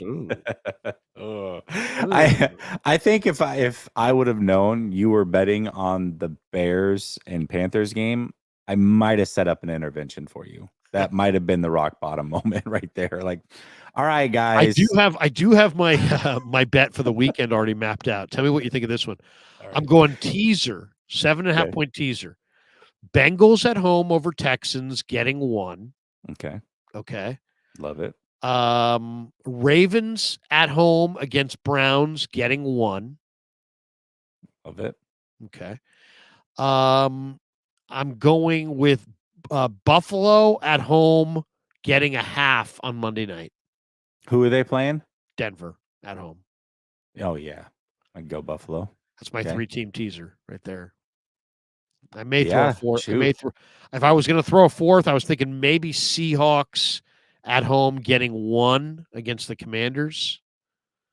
So I'd feel pretty good about that one too. But see, that's the thing is Commanders are every time I go against the Commanders, they make it close. Yeah, but they just lost a lot of good players. It's going to be tough for them to. I don't know. You lose Sweat in Chase Young. I mean, that's kind of a lot. Although Howell's doing a great job there. The offense is doing a good job. And do you think now they're the enemy's done enough? Do you think the enemy's done enough now to finally get himself a job? I feel like turning that offense around the way that he has, I think he's done a pretty good job there. I mean, how much more does he need to prove? I mean, I haven't watched tons of the Commanders, but Sam Howell's got 14 touchdowns, 9 picks. He's been sacked a boatload of times, but they're putting up points. I mean, they are putting up points. They were competitive with Philly in both those games. Yeah. So I don't know. I just feel like, I mean, come on, man. Adam says, Brother Bob, keep throwing them ones because at the end of the day, Larry became your pimp with all the money that you spent. 808 Niner says they always struggled to stop the run. It's just teams don't commit to keep running. It's been going on for years. It's worse now because the DBs can't tackle. Interesting. Well, I'll say this, and I don't know how you feel about this, but it seems like there's always favorite sons. And on this 49er team, Talanoa Hufanga is like everybody's favorite. I heard Shanahan touting him again today, and he's a great guy. He's the kind of guy that you'd want to marry your daughter. yeah. He's a freaking phenomenal guy. I mean, seriously, truly one of the great people I've met in sports is Talanoa Hufanga. But the Niners safeties do not step into the hole and starch guys like Tart and Ward did a couple years ago. I mean, I saw a video the other day at the stadium of, or maybe, it was maybe alumni weekend, and they had a highlight reel of Whitner and Goldson. And I was like, my God. Oh, dude, do you remember those days? Oh my, yes, of course. How could you forget? My God. I go back to Ronnie and Chet Brooks and Jeff Fuller, and those guys lit people up. And Ronnie, there's only one Ronnie, but Goldson and Whitner were just really close. They were dismembering players. Yeah, I mean, they smoked fools constantly, and there's no hits like that. When was the last time you saw? I mean, Gibson had a nice hit that was called a penalty. And that's the problem, though. The league has changed so much; it's hard to have those hits. I know, but I mean, the Niners. Part of last year, teams not wanting to always losing the next week was Ebukam and Aziz and Jimmy Ward. I mean, they had these guys that would just strike you. And that's the one thing about this 49er defense that bothers me the most. Outside of Greenlaw and Fred, who's really detonating? Who's really just like blowing somebody up? Everybody else is like corralling them. We've had this conversation about Fred, and we agreed then. Fred's not necessarily that guy either. I mean, he's more of a grab and drag the guy. The rest of the group, he really is. Yeah, well, yes, but he flies around like crazy. I will give him that, but he's not like he had a big hit on Najee hitter in week 1. Remember that big hit on Najee? But then he's proceeded to get run over multiple times since then by other running backs in the league. Kyron Williams did it to him. Hunt delivered a shot on him a couple times during that game. So, I mean, he's not necessarily that guy either. He's a hell of a player, best linebacker in the game, but that's not his forte. By the way, sometimes you remember something differently through the years. Somewhere this week, I saw the Tart dropped pick against the Rams. Oh, gosh. My God. That's amazing that he didn't catch that. There may never in the history of football have ever been an easier pick than that one. Yeah, it's brutal, man. But it's funny, though. He does take the blame for blowing that game. I think there was like 9 minutes left. They could not move the ball on offense. There was zero guarantee they were going to win that game. But even with that pick does, because I think the Rams went on and scored on that drive. I could be wrong. I thought they went on to score on that drive after that. And that is where the difference may have come in. But I don't think the offense was going to score. They couldn't move the ball worth a lick. It's hard to say because the way football is as far as it's true. Momentum the scoreboard. It's like I think the Niners were up at that point 7. They were. So they could have mixed in more runs, and then by the time, but late in that game when the Niners had to pass, I mean, Von Miller just dominated. Yeah, he sure did. He sure did. Brother Bob says, Adam, my money is going to nails tonight, not PP. Well, there you go. Rizaki says, Larry, what's the beef between you and Ryan? Are you going to release a diss track soon? Please don't do that. I don't want to see anybody in the community rap. That is not what I want to see happen. I don't have a problem with Ryan. Ryan's got a problem with me. I've to this moment, I haven't blocked Ryan. He blocked me and my son. He feels like I've talked trash behind his back, and he said we're through. I haven't had anybody tell me we're through since junior year in high school, and I miss her, and I miss Rye, but we're through. So there you go. Cryptic says, hopefully we don't live it soon. But what's worse, the Niners season you watched or that Chip Kelly season was pretty rough for me too. The worst season? Yeah, I don't want to live it anytime soon either. I see what you're saying now. Chip I don't know, Kelly's. man. I mean, they had like 7 straight running backs went for over 100 yards, and they were all a bunch of nobodies. I know. It's like, oh, this week it was Bilal Powell. Last week it was Jacquizz Rodgers. 3 weeks ago it was Reuben Drones. I mean, it was just like, what? It's like, it's like there wasn't one star back, and everybody ran for 100. And then I could not stand listening to Chip Kelly in the post game. He was just constantly. I mean, nobody talks faster after Chip Kelly talks fast anyway. But when he lost, it was like, yeah, well, we don't want to stop the run. We tried to stop the run. It's funny that we wanted to stop the run. It's like, dude, slow down. Did you just do a line on the counter? I mean, what is going on with you? I've never seen anybody so spazzy than Chip Kelly. And then I tuned in the other day after a UCLA game, and there he was,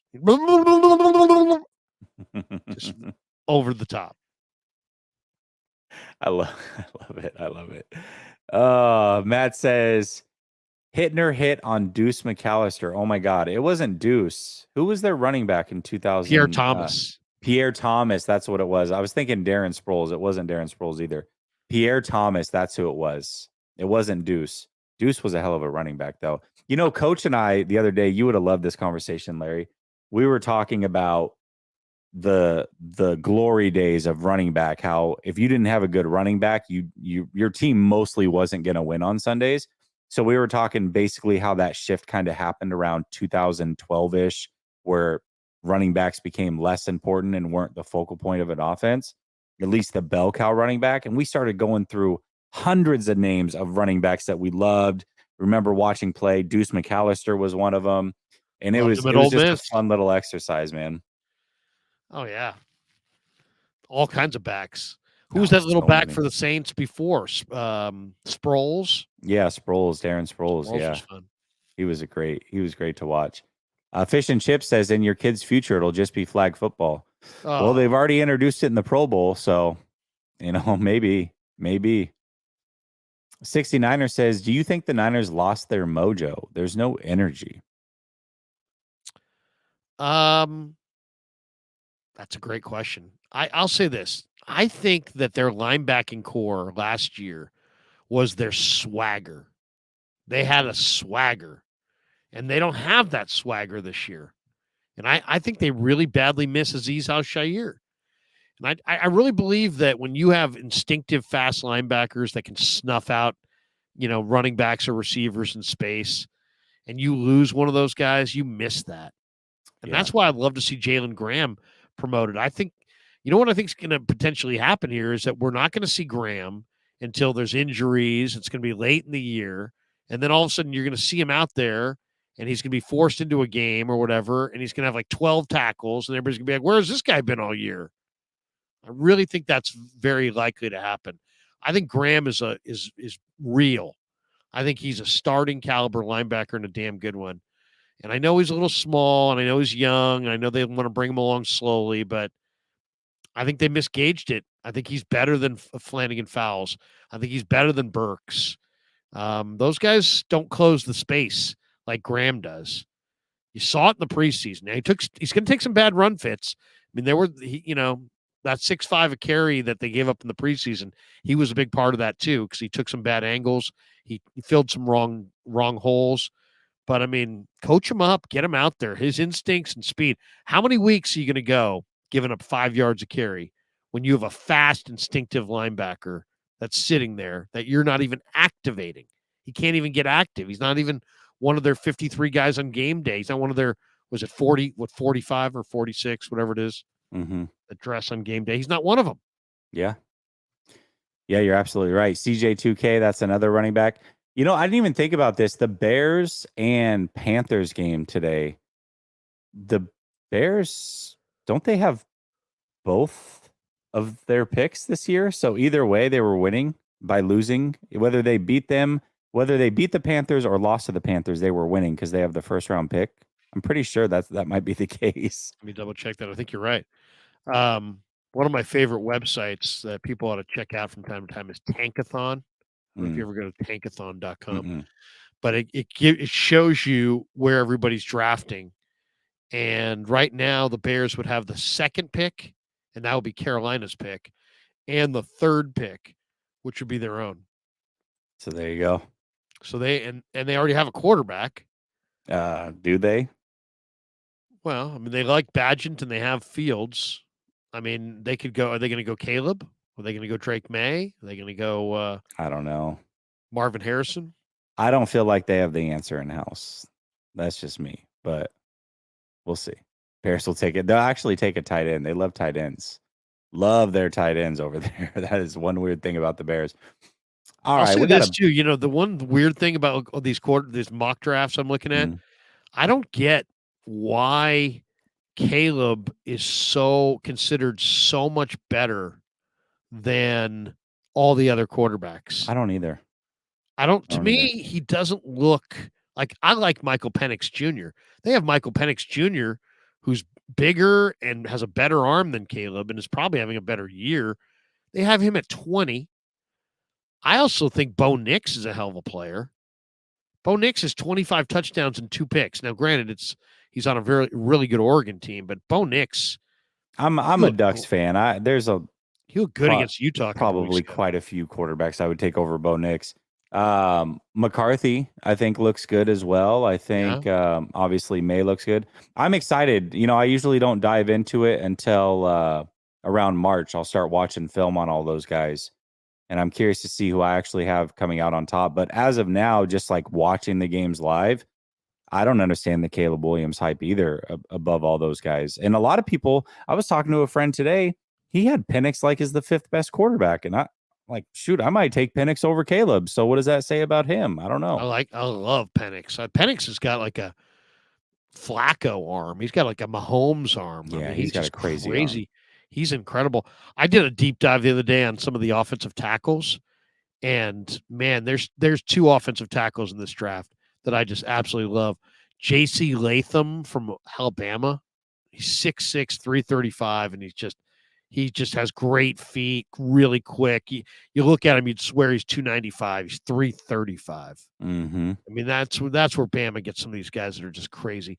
And then Taliesin Fuaga for Oregon State is this guy with just absolutely one of the nastiest offensive linemen I've seen in years. Yeah. And they're saying he might go 24. So the Niners right now, if the draft were tomorrow, would pick 26. And it's a really good offensive tackle draft. There's like 6 or 7 tackles that are probably going to go in the first round potentially. So they're going to be able to get one. Yeah. I'm rooting for Fuaga. Yeah, we'll see, man. We'll see. But that's definitely a position of need for the 49ers for sure. Let's end on this one, Larry. This game right here against the Jacksonville Jaguars is a litmus test game, in my opinion. I think it's interesting because the 49ers start out 5-0.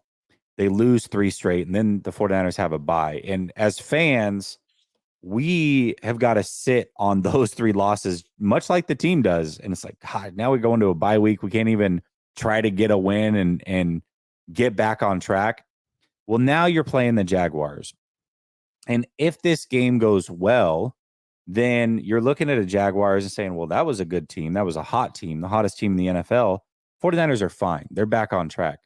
But if they lose, then what's the feeling around this team? I mean, I'm sure some people are going to remain positive, but it's going to be tough. So do you think that this win right now is about as must win as it gets for an early November game, in your opinion? No doubt. There's no doubt. No doubt. Because, I mean, look at the rest of the schedule. You got to, I mean, now that Baltimore looks like a world beater, that I almost have that down as a loss. I do too. Against the NFC, Lamar's like 18-1 against the NFC. Like NFC teams don't play him often enough to have a beat on him. He's almost perfect against the NFC. And they are an elite running football team. And they just discovered a guy that I think is going to be their best back in Keaton Mitchell. So, I think that's going to be a very, very, I mean, they're going to ruin our Christmas with Gosh. a game, and is it Christmas? It's It's Christmas night. Day. It's Christmas night. Yeah. And my son's a Ravens fan too. So he's going to rub that one in if they lose the Ravens. See, I'm planning on being there. So I mean, it's like I'm going to be away from my family watching destruction and devastation, I think. So that one bothers me. I think this is absolutely got to have it game. You got, I think the Niners are going to sweep Seattle, but still, Seattle in Seattle on Thanksgiving is no picnic. Everybody knows how hard that Philly game is going to be. You still got to play, the Rams again and the Cardinals again. Those are the division games are never easy. And I think if you lose this game, you start to question yourself mightily. And then that next game against Tampa could be really, really, I think I think the Niners are probably going to win this game, but this is going to be a very difficult game to win. It is because Jacksonville is rolling. Trevor Lawrence has enough weapons and enough speed to either throw it over the Niners' head or run them off and throw underneath. That's what they did against Pittsburgh. They just kept going underneath to Evan Ingram and underneath to their receivers and all these little stop routes. And he's getting the ball out quick. So, and then the Niners, this is another one of those games where the 49ers have to get their kind of game. If they lead, they can win this game by 10 to 14 points. But if they get a lead, but if they fall behind, this Jacksonville team is really not the team you want to fall behind to. Josh Allen is a star. Trayvon Walker was the first pick in the draft for a reason. Foye Oluokun is just a tackling machine. Yeah. He's led Devin the Lloyd, NFL like 2 years in a row in tackles and is on pace to do it again. Lloyd's amazing. Those two combined for 20 tackles, 16 solo. Secondary is good too, man. Who's that? Their secondary is good too. Yeah, I mean Darius, is it Williams, the former Ram? Yep, he's good. Trey Herndon dropped a pick last week, but he's solid. So yeah, I mean Jacksonville is not the team that you want to dig a hole against. But I think the 49ers are going to be up to it. I know they'll fire a lot more energy, a lot more effort. Jacksonville has won 5 in a row, and they're feeling really, really good about themselves. How does that manifest itself in this game? Do they come in overconfident, or do they come in, feeling great about, what they are, and that makes them even better than they are? I don't know. They're a young team with a lot of talent. They got a lot of speed. I mean, Christian Kirk, Calvin Ridley, Evan Ingram, and Etienne. Those are really, really speedy group of weapons. I think the 49er defensive line should dominate that will be the biggest thing for me, is if the 49er defensive line does not dominate this Jacksonville line, that will be a bad sign. That'll be a really bad sign. Yeah, I agree. And I think that there's a lot of bad narratives that come out of this game if they don't win it. The 49ers still have a chance at the number 1 seed, Larry. We talked about how crucial that is. Right now, if they don't get the number 1 seed, they're essentially going to have to go 12 straight playoff atmosphere style games, which is, we just saw them wear out after 7 games. They're likely going to wear out before or during that NFC championship if that is the case. I don't like their odds there. Getting the number 1 seed, though, changes everything. And in order to get the number 1 seed or have a shot at it, in my opinion, they're going to have to go 7-2 down the stretch and beat Philadelphia. If either one of those things don't happen, let's say they go 7-2, but they lose to Philly, or they go 6-3 and beat Philly, I don't think they get the number 1 seed. And that's not even including Detroit, who might come in through the back door and sneak into the number 1 seed, even though they're maybe the 4th best team in the NFC because their schedule is so easy. So the 49ers have to do everything they can to put themselves in a position to get the number 1 seed. If they lose this week, I wouldn't feel great about that at all. This is going to be the tough one to get because the Niners are questioning themselves. Yep. They're on the road. Jacksonville's not only won 5 in a row, they have led throughout all 5 games. 49ers have not gotten a lead, I don't believe, for more than a minute or 2 in any of these 3 games they've played. Well, and Jacksonville now has 3 straight weeks of film on how to beat the 49ers. Right. And if the Niners can't stop Jerome Ford, why are they going to stop Travis Etienne? Right. Good point. But if the Niners can get this win, I think next week's easier. I think they'll beat Seattle in Seattle. I think the Niners are going. The one game I feel good about this year is I feel like if the 49ers can get some momentum going in the next 3 weeks, I think they're going to beat Philly and Philly. I think the Niners that's going to be their Super Bowl. That's going to be their payback. They've been talking a lot of smack. I think that's the game. If they can right the ship, I think that's the game that the Niners are going to win that people think is a loss. The one that worries me is Baltimore on Christmas and this one right here. If they can get this game against Jacksonville, then would you say 7-2? Yeah. I think they could go and win 5 in a row if they could get this game against Jacksonville going into that Arizona game, which, the division games are hard to predict. But I think this is going to be the one they got to have. A lot of people don't think this is a must win. I kind of do because, the way the NFL works is that it's like if they win this game, it's like, okay, they're back on the beam, especially if they play well. If they lose this game after moving Wilkes down, having the bye, all those things, it's like then the whole year looks like it's going down the toilet. So that's just it. Is 4 losses in a row. I mean, that would be crushing. Right now, coming off of 3 straight losses, and if you add a 4th, you can't look at that schedule and confidently, even teams like Tampa, and say, "Oh, they're for sure going to win that game." How? Right. They are losing to teams that they shouldn't lose to, so they definitely need to win this game. And yes, it's not a must win in the sense that they won't make the playoffs or can't win their division, but it is a must win in the sense if they want the number 1 seed. This might you might be able to kiss their hopes goodbye if they lose this one. It wouldn't be great. They do need this win. It is a must, as much of a must win as it could be at this point in the season. I do have to answer this question because it's not just Sentinel, but it's multiple people on your channel as well. It says, how can you let your son become a Ravens fan? And then G. Martinez says, damn, you failed if your son's a Ravens fan. Let me tell you the story. Most of the people on my channel know this story. Well, how old is he? He is 9 years old.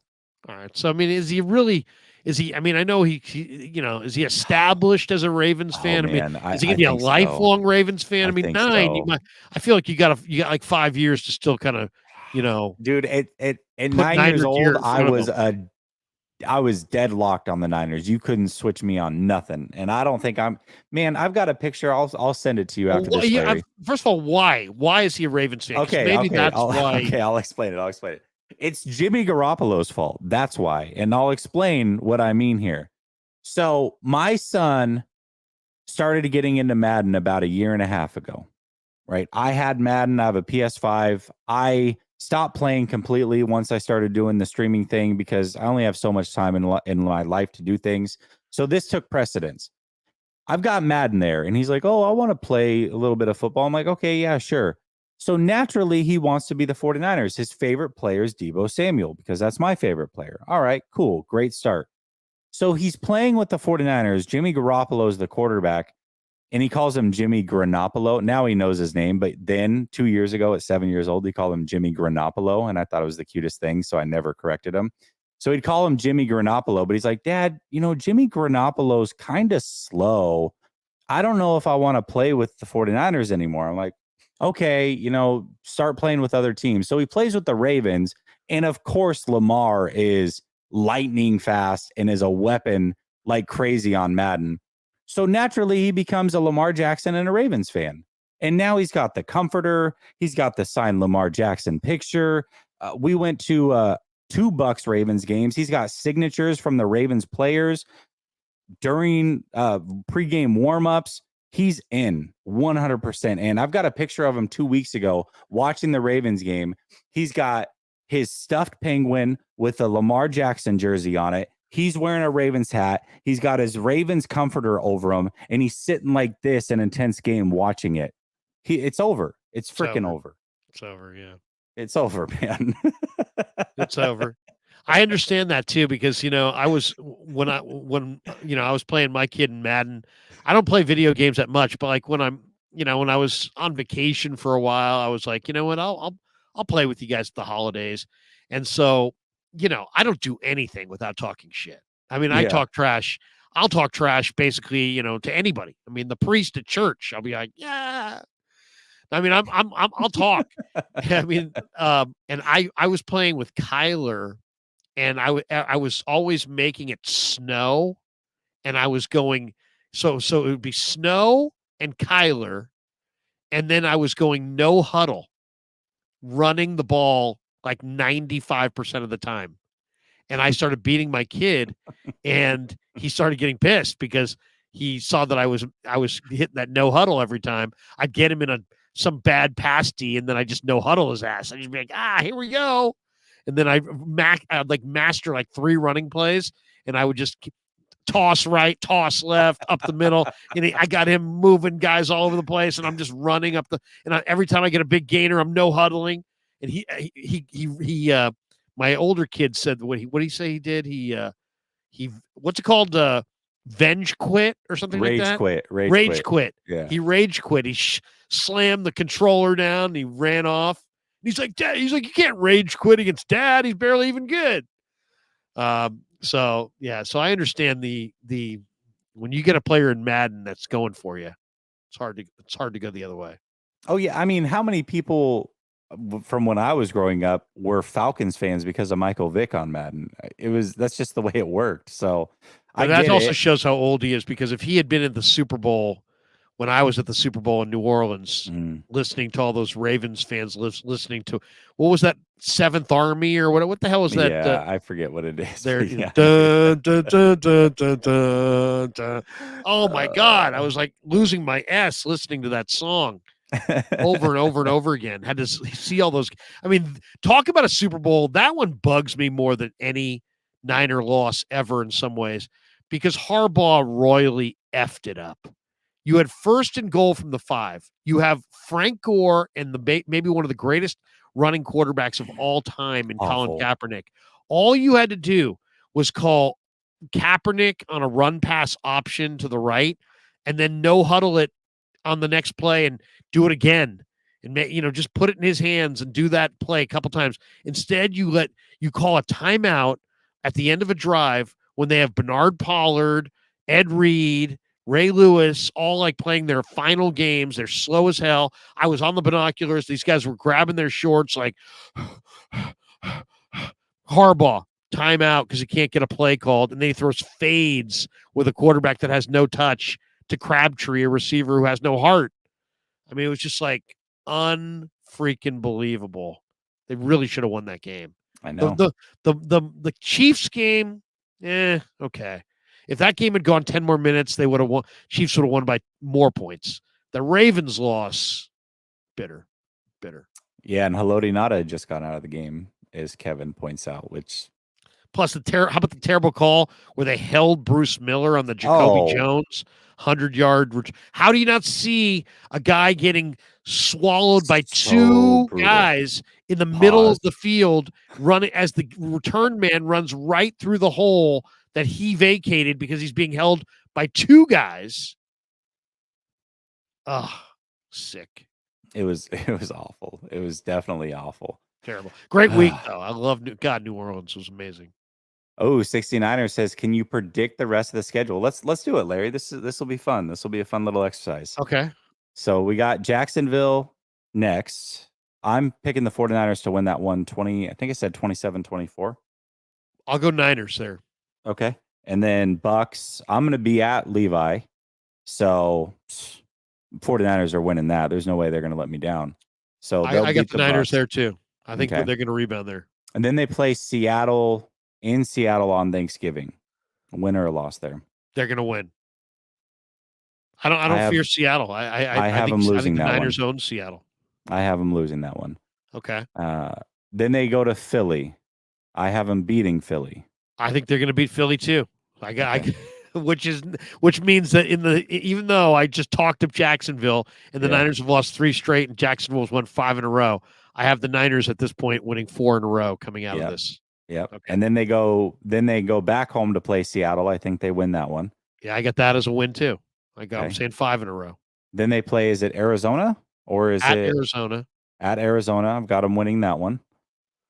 I'll say that's a win too. I got And then 6 in a row. Is it? I'm doing this off of memory. Is it Baltimore after that? Baltimore on Christmas night. I've got them losing that one. I'm losing that too. And then is it Washington? It's at Washington on New Year's Eve day. And I'm Okay. going to say they're going to lose that game. Oh, I think they're going to win that game. That's, because it never goes as you think it's going to go. That's your 2 losses. That's your 2 losses. Okay. Those are. I think they're going to get on a roll here, win 6 in a row, lose 2 straight, and then come down to that final game against the Rams, needing a win. And they'll win that game. And they'll win. Yeah. Okay. So we both do have them going 7-2 down the stretch with different losses. We both have them losing to the Ravens. I have them losing to the Seahawks. You have them losing to Washington. All right. Yeah. So 7-2. 7-2. And beating Philly, which means number 1 seed is still a possibility. Right. But of all of the games that we predicted, the one that I'm most nervous about is this one coming up with this weekend. Oh, I agree with you. Just because we haven't seen them win in a month. Right. And also because Jacksonville's good. I mean, I watched Jacksonville. They've got some blue chip guys on their front. I mean, Aluakon and Lloyd are terrific linebackers, and the 2 edge guys are real difference makers. And Trent's probably not 100%, and McKivitz has struggled a little bit. And I think they're going to be a really difficult team to come back on if the Niners fall into a hole. And then this is also that game where if I'm really eager to see what Jacksonville does to the Niners defense, because the Niners, are going to try to play where they're going to try to put a rush on Trevor Lawrence, but then they're going to try to hug up on these receivers. I would think they're not just going to play soft coverage and allow everything to be completed in front of them, because that's what's happened the last 2 weeks. And they've gotten carved up like a, Halloween pumpkin.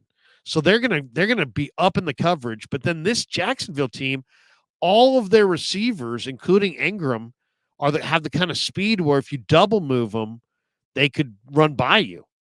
So, it's going to be a monumental challenge to stop Jacksonville, because they can make plays in front of you and get in a rhythm, or they can make the big play over your head and score touchdowns, quick scores.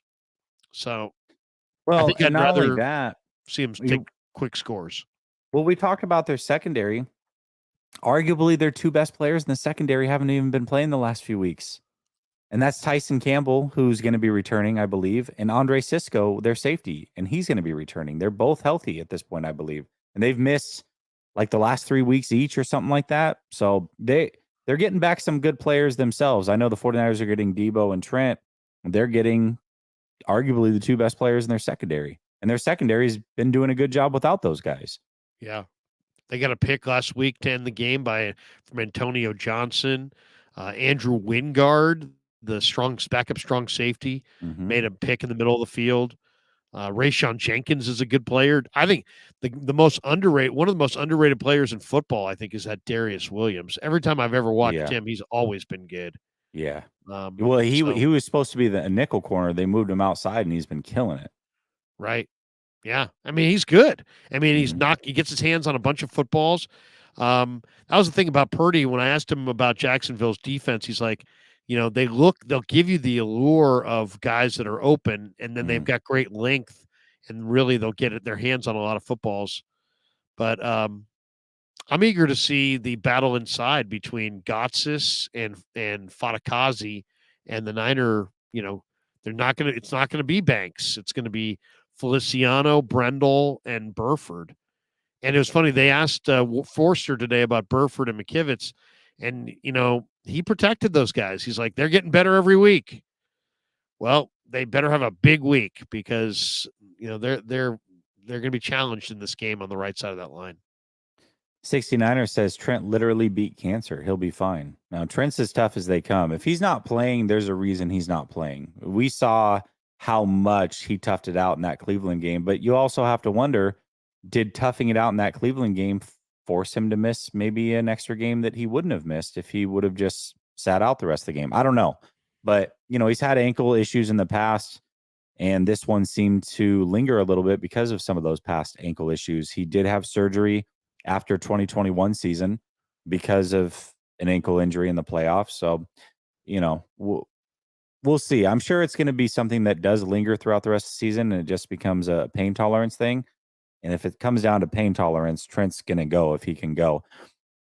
Let's end on Brock Purdy. Just a quick question, because I know that you're a betting man, and the over under this week on him is 0.5 interceptions. And I actually said that he's not going to throw an interception this week on Grant's show. Do you think Brock throws an interception? If you had to bet that 0.5, would you take the over or the under on that? I take the over. You would take the over. Yeah, because the Niners don't have tons of speed. They're not getting separation. Outside of Ayuk, none of their receivers are getting separation. They are getting separated. They've actually got the most separation in the NFL right now. You do realize that, right? By a pretty wide margin, actually. And a lot of that is Ayuk. I'm not sure what you're looking at on that, because my eyes show me that the only guy who really gains any separation consistently is Ayuk. Everybody else seems like they're draped. I was watching on the binoculars this week. I can't think of. Maybe in the garbage time portion of the game there was some separation, but it seemed like Cincinnati's secondary was so much faster than the 49er receivers. Where did you see separation last week? I saw PFF threw up, they throw up their little charts where they chart data and who has the 49ers this year. Brock Purdy, they had all the quarterbacks and most separation. He was almost 0.2 yards ahead of anybody else as far as separation goes from his receivers. That's interesting. So, I don't know. I'm concerned. Also, the defining characteristic of this Jacksonville team is they take the ball away. I think they lead the NFL in takeaways. They do, or they're right close to it.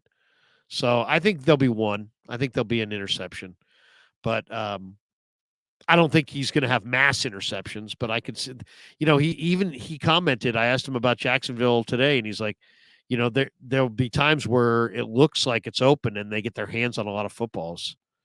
So he can have one and they'll be fine. If he has multiple, I don't think they're going to win that game. I don't. The reason I don't think he's going to throw one this week, I think he and Shanahan are going to be a little bit more conservative maybe than they have been, knowing that they have Debo, that they can. One thing that's been missing from his game that I've noticed, at least I feel like it, I'd have to go look at the throw charts, but those throws outside the numbers around the line of scrimmage, being able to stretch teams horizontally, which is something that the 49ers and Brock Purdy do very well. They haven't had that with Debo and CMC being banged up. Now that they're both back, I think, and fully healthy, I know CMC's been there, but now that they're both there and fully healthy, I think they can use that pass game around the line of scrimmage outside the numbers as an extension to the run game. I think he's going to be a little bit more conservative with some of those turnovers he's had. Also watching film and talking the way that he has about Jacksonville, but also Jacksonville does play a ton of zone and he does fare very well against zone defense. So I believe that he's not going to throw an interception this week because of those reasons. I hope you're right. I know that he felt terrible about the ones that he threw last week, and he's, I'll say this: there was a resolve, when Brock was talking today to. He said it the way he said it. He's like, man, we just got to get a win. It's like he's gonna leave it all out there. They're gonna compete like crazy for this one for sure. And this is the early start in that early window. Traveling east, it's always difficult. But maybe they get Jacksonville a little fat and happy, because Jacksonville, when you've had the bye and you're coming off a loss and 3 losses. You're feeling terrible for the entire bye. And then, when you're feeling good and you're like, they're rolling right now, everybody you run into during the bye is like, hey man, you guys are rolling, and all that glad handing has a tendency to make you soft. So maybe they won't get Jacksonville's A game. Maybe Jacksonville will look more like they did against Houston. But this isn't a must win. Again, this isn't technically a must win for either team. But both of these teams do need this win if they want to get the number 1 seed in their respective conference. And that does include Jacksonville as well. So I think we're going to get their best. I do. Jacksonville's schedule gets very difficult. If you Mhm. look at they finish. Oh no, They play they still have the AFC North ahead of them. Yeah, they get Cincy, Cleveland, and Baltimore Mm-hmm. coming. And they go Niners, then Tennessee, then it's Houston, Cincy, Cleveland, Baltimore. I mean, they could easily go 0-4 in that stretch. Mm-hmm. Yeah, So, it's not going to be easy at all. So they they got beat bad by kind of Houston. need this too. They kind of need this too. And Doug Peterson's the one thing I'll say about the Jaguars, Doug Peterson is really good at getting balanced offensive football. Yeah. So if you look at they don't get into this, we threw it 41 times and we ran it 12 times. I mean, they're going to stay balanced, so it's going to be a very challenging game for the 49er defense. And the one thing I want to see in this game is I want to see the Niners get the ball in Debo's hands while running. Get him I feel like the one thing we haven't seen enough this year is we haven't seen enough of Debo with like three steps with the ball in his hands. There's been a hitches, but hitches are, to catch him flat-footed sometimes. You still got to get up your momentum. I like him more on the end around or the reverse, anything where he can be running 2 or 3 steps, because you don't want to tackle him when he's got 3 steps going. And I'll say this too, from looking at practice this week, he looked phenomenal.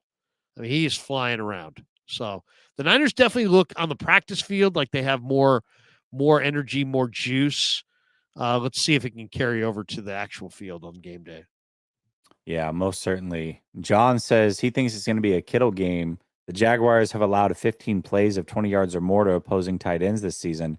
I think that might play, but getting Cisco back at safety might change that a little bit. We'll see. I mean, I don't know how much he was missed and what they do with their safeties and if he plays a part in guarding tight ends. But yeah, I mean, whoever it takes, if it's Kittle, if it's Ayuk, if it's Jordan Mason, it doesn't matter. Just go win the game. I don't care who has to do well to make it happen. But yeah, maybe Kittle will have a great game. Hopefully he does. He had a great line today in the locker room. He's like, they were asking him about, he's trying to sum it up to end the media throng standing in front of his locker. And he's like, hey guys, bottom line is we got to eliminate penalties and turnovers and then just run the ball down their throat. That's what he said. There you go. And that's kind of really it. I mean, if you wanted to say, really wanted to say what was the major problem with the 49ers offense, it's easy to point to Purdy and say, oh, those turnovers. But if you really go back and look at each one of those drives, where they're really screwing up, Jesse, is they're having penalties on first and second down, and they're getting into some non-manageable long thirds or some second down situations where they're 2nd and 15 or whatever because of a penalty. So they got to play cleaner football on first down, and they can't, Brock Purdy's not going to, he saved them a few times running it in the first half against Cincinnati where they fell into a hole on first down and he still dug them out of it. But you're constantly playing from behind when you play that way. They've got to get to, 2nd and 3 and not have 2nd and 15. I think the biggest part of that's what's going to get their run game going more than anything.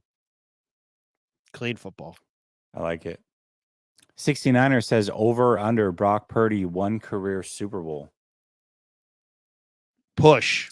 I'll say he gets one. Yeah, no, over. You got to give us a half or something. Yeah, you got to go half or 1.5. You got to give us half. I think what he's saying is half. He's okay, half. Over under on half Brock Purdy Super Bowl. I'm going to say yes. I'm going to say he gets one. Hold on. Does the Jimmy G route count? Because he has Super Bowl rings.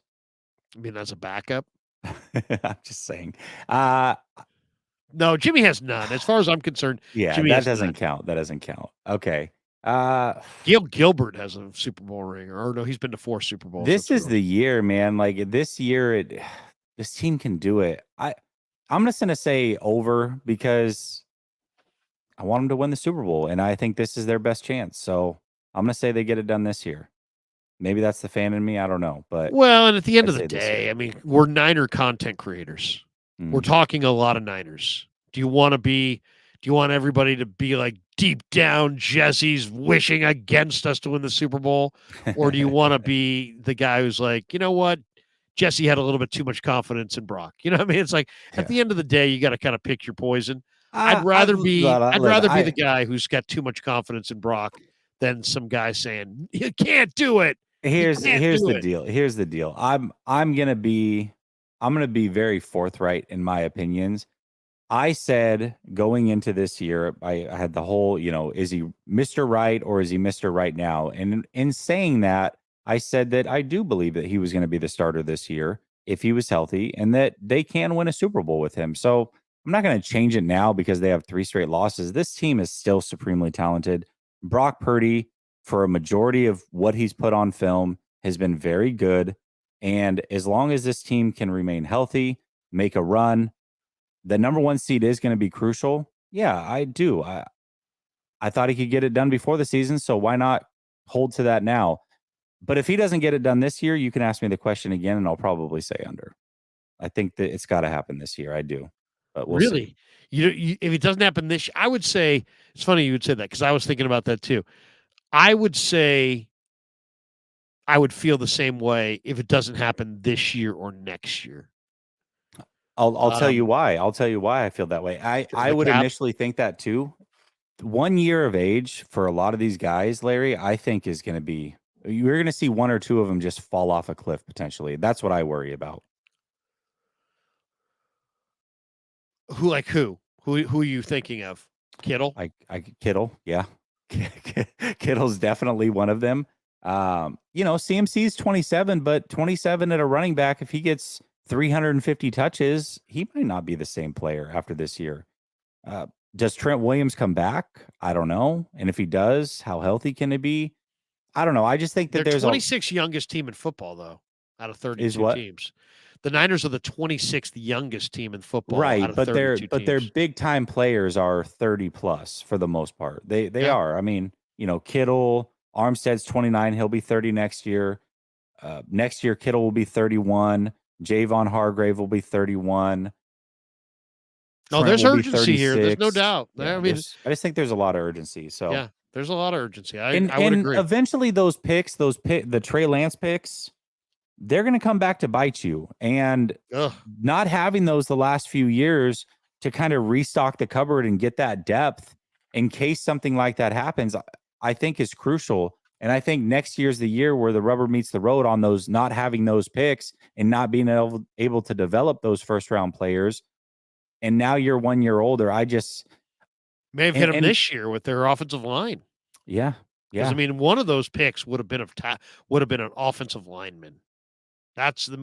We all know they're overdue on drafting a first round corner or a first round tackle. And that's what's coming, right? That's what one of those picks would have gone to a corner or a tackle. But I mean, and then you've got young teams that are coming right now, and one of them's in their divisions. Seattle, Detroit. The league doesn't stay stagnant for very long, and in a 5-year window, which the 49ers are in year 5 essentially since that 2019 team, that's long in the NFL. They really have squeezed almost all the juice out of it that they can. I'm not saying that they're not going to be good next year, but I also could see a scenario where they're 9-8. Because they have another tough schedule and everybody's aged a little bit. So I think this year is their best chance to get it done. I do. Though if you look at the NFC, I think Detroit is the one team that's young and they're ascending in the NFC. Mm-hmm. I don't know that I see a young ascending team in the NFC. Maybe Seattle, if they get a quarterback. Let's say they got Michael Penix and he became spectacular or something like that. Then maybe them. But like in the AFC, Chargers have a lot of talent. Texans are a good young team. Jacksonville's a good young team. There's the Bengals are going to be heard from for a few years here. There's some teams that are kind of sprouting up. I don't see that.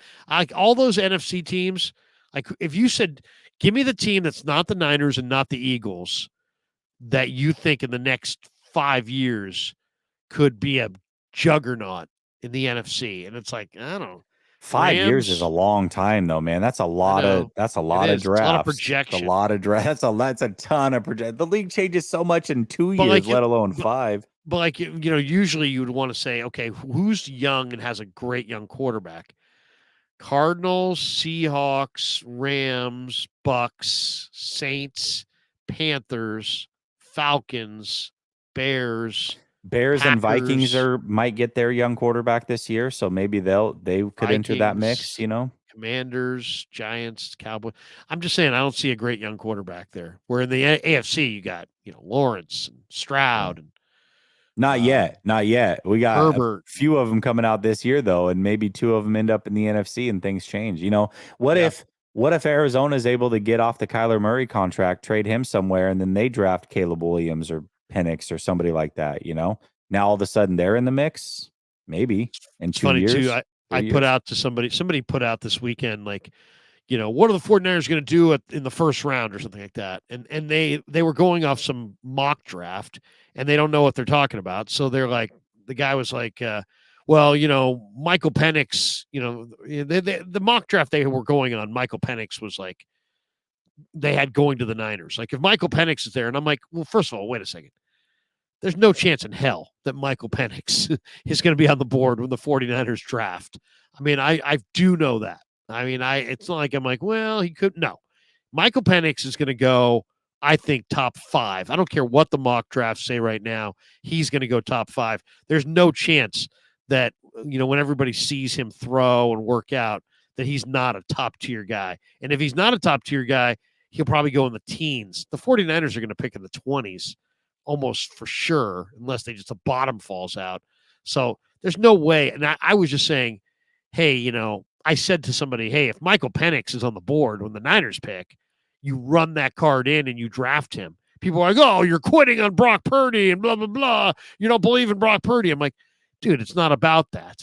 You can, I don't care if Brock Purdy goes and runs the table here. If a talented quarterback like Penix is on the board when the Niners are picking, I don't have any, there's no doubt I would take him and I would just trade either Brock Purdy or him, but I'm not taking some tackle if Michael Penix, for whatever reason, falls to the 49ers. No way. I mean, you take the quarterback and then you trade the quarterback for a bounty of picks if you need to, but you don't pass on you don't pass on a franchise quarterback. Yeah. I mean, what if the Bears end up with whoever at quarterback and then Harrison? Like they could turn their franchise around quick too. In 2 years, you might be looking at the Bears going, oh, here they come. The Bears could be that team if Fields is the real deal, right? I mean, unless you're a believer. But if they have, let's say they have the first and the third pick in the draft, or first and second pick, or second and third, they could draft their quarterback, trade Fields, get a third or fourth for him, and then get Marvin Harrison Jr. Shoot, man. Yeah. Though I do, and we've already talked about this, but I do think this like Caleb's God thing, I don't see it. So, I mean, I know he's great in college and he's good. I mean, I'm not saying he's not good. I'm just, this idea that he's like some transcendent all-timer. I don't know. I haven't seen that from him either. But again, I reserve my right until March when I really start to watch these things. But just based off of the few games that I've seen, I don't see a can't miss prospect in Caleb Williams either. I don't know. It has nothing to do with so him much crying. above the other guys, anyways. So I had a couple people be like, "You don't like him because he was crying." I'm like, "No, dude, what? No, no." I love that. I actually liked that. I retweeted it and was like, "Dude, you gotta love his passion." Yeah, totally. Yeah, but we got to remember this though.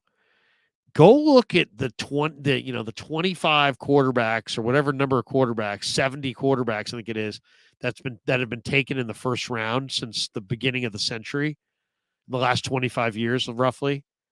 Dude, there's very little good. There's so many misses. It's unbelievable. So like everybody's talking about, Caleb Williams, Drake May, McCarthy, Penix, McCarthy. The reality is probably one of those guys. One of them be is going to good. pan out. Yeah, And exactly. then the rest of them are going to be busts. Yep. Isn't that crazy? Yeah. I said that in 2021, and obviously, my order at that time was Lawrence, Trey, Fields. I think was the order that I had it in. But I said it. I was like, likely only one of these guys is actually going to be good long term, and if you're betting your money, it's going to be Lawrence. So outside of him, maybe none of these guys are good. And right now, it's kind of coming true. So who is the second best quarterback in that draft?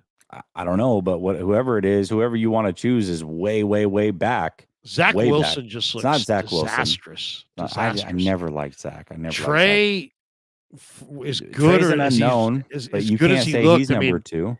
I mean, you would think he would be at least Dallas's backup. He's not. The Niners cast him off and handed him to Dallas, which is, they can say whatever they want. We think Trey's going to be good. No, you don't. You just hand him to Dallas. The way you would have given him to Dallas if you thought he was good. So they don't think he's good. Wilson's not good. Mac Jones, is he good? No, he's not good. Fields shows flashes, but he also shows the same problems that he had coming out of college, which he holds the ball too long. Right. But he does have 4.4 speed. I'd probably, if you could have any of those guys. Oh, I would take Fields. You would take Fields. Out of hold on. Out of all of them, no, obviously you take Lawrence. But okay. But let's say Lawrence was the number 1 pick. He was the number 1 pick. I would still take my chances on Lance because I don't know. I still don't know. I would have then and would now. Yes, I would. Because I don't know. I'm more intrigued. I don't know versus all the things that I thought Fields would struggle with in the NFL. He has all the things that I thought Mac Jones would struggle with in the NFL. He has all the things that I thought Zach Wilson would struggle with in the NFL. He has. So now let me see Trey and what he struggles with and what he could be. Give me 12 games of Trey Lance and then let me make a decision. It would definitely be between Trey and Fields in my mind at this point. And I really loved Zach Wilson coming out. I thought he was really good. Ugh. Hated him. But he's just, even like there's something about Zach Wilson that's just, it reeks of he's never going to make it. I don't know, He's the exact, you know what he throws is? the ball well. The exact opposite of Brock Purdy. The exact opposite. He has all the arm talent in the world, right? Where Brock Purdy, that's not his strength. His arm talent is not his strength. But when it comes to the mental side, Brock Purdy is everything that Zach Wilson is not. Yeah. That is the difference. Yeah. So Brock Purdy is definitely better than Zach Wilson. I mean, oh yeah, absolutely. I don't know how you can say this with a straight face, based off of what Wilson. Trey has never. Some of those games that Wilson's had, Wilson's done more than Trey. That's why played more than Trey. He's also put out a lot of bad film too. Yeah, but he's also been on the Jets. Trey is. I mean, that's the beauty of this whole thing. Trey today is still a total unknown. A total unknown. Exactly. I mean, he's a complete unknown, which is amazing if you think about it. I don't just say things for the hell of it. I do believe that Trey Lance is going to get there at some point, but I don't believe it's going to be soon. But I do believe he's going to get there. But at this point, I know there's a lot of people that are like way skeptical and are, can't project that far into the future. But I would probably go with Trey over Fields. The only thing about Fields, though, is Fields is 4.4. So when Fields busts that contain, he can make you pay in a big bad way. Here's my analogy on this one, right? So you go on a game show. What was the game show where they had zoinks in it and you would they would Pressure present Luck? No, I don't think that was no it. whammies. Stop. Yeah. That one? Yeah. I don't know. Either way, you go on a game show and you hoped that you were going to win a car. And what's in front of you is a nice vacation for you and your wife. Not a car, not the car you wanted. The car you wanted was a Trevor Lawrence type talent, right? But the vacation is Fields, which is like, okay, it's good, but it's not the car. And then the host comes over to you and presents you Trey Lance Let's in the make a little deal. I box. think you're talking about. Let's make a deal. He presents Trey Lance in a box, but you don't know what's in the box. But you're looking at the vacation, you're like, that's pretty good, but it's not the car. I'm intrigued. I want to know what's in the box. Trey Lance is in the box. What is in the box? That's what I want to know. So I'm going to forego the vacation, and maybe my wife hates me for it, but it's not the car, and I'm going to hope that there's keys to a car in that box. That's what I'm doing.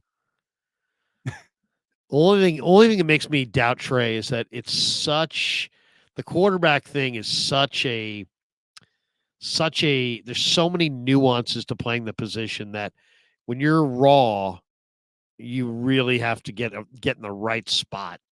And it's like right now he's already moved away from the Niners. Now he's in Dallas. He's going to have to get to the right spot. Like if he could get to if you could, if I could hand deliver him to Andy Reid as a backup, then I would feel much better about him fulfilling his potential. But if he just cross your fingers that he winds up in the right spot, that's hard. That's hard. It's a big projection, but I'll still go with Trey because I do believe that Trey is got more upside than those other guys. I see why the Niners drafted him.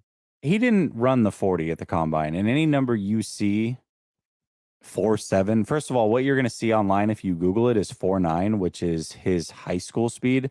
I think to me, my eyes is 4.67, 4.68, something like that.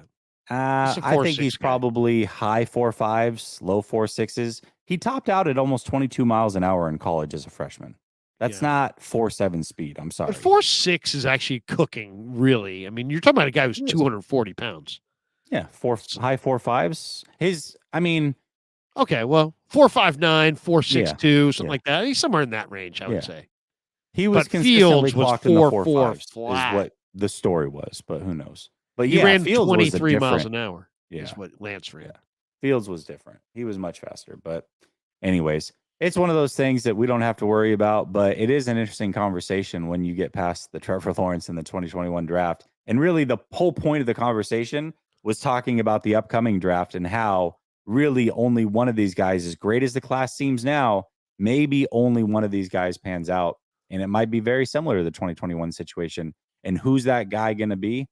I'm not quite sure. That said, it's been 2.5 hours. I'm ready to get out of here. It's midnight. Did you get Kev F here on the bottom? Is there super chats? Hold on. Oops, 69er says over. Oh, we saw that one. Okay, Kev F.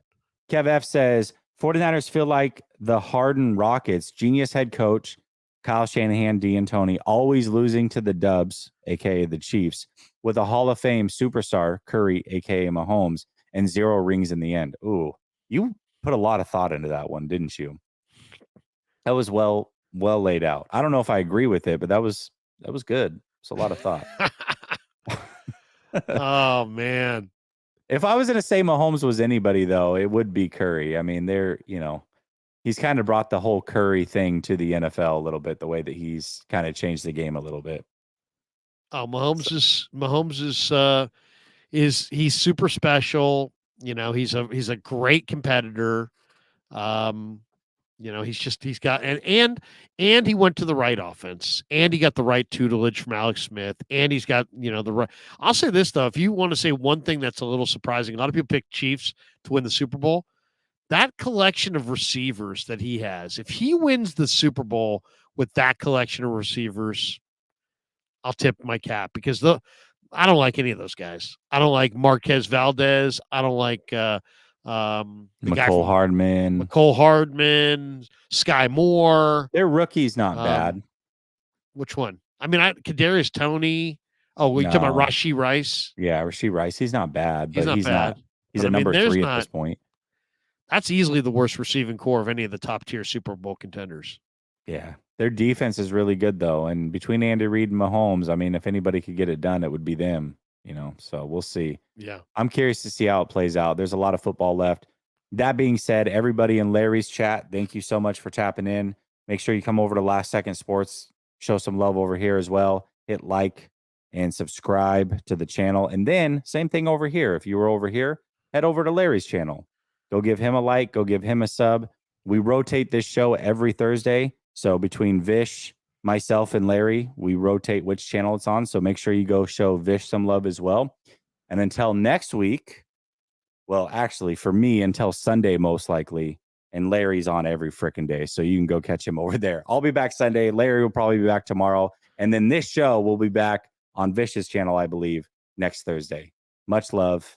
Peace.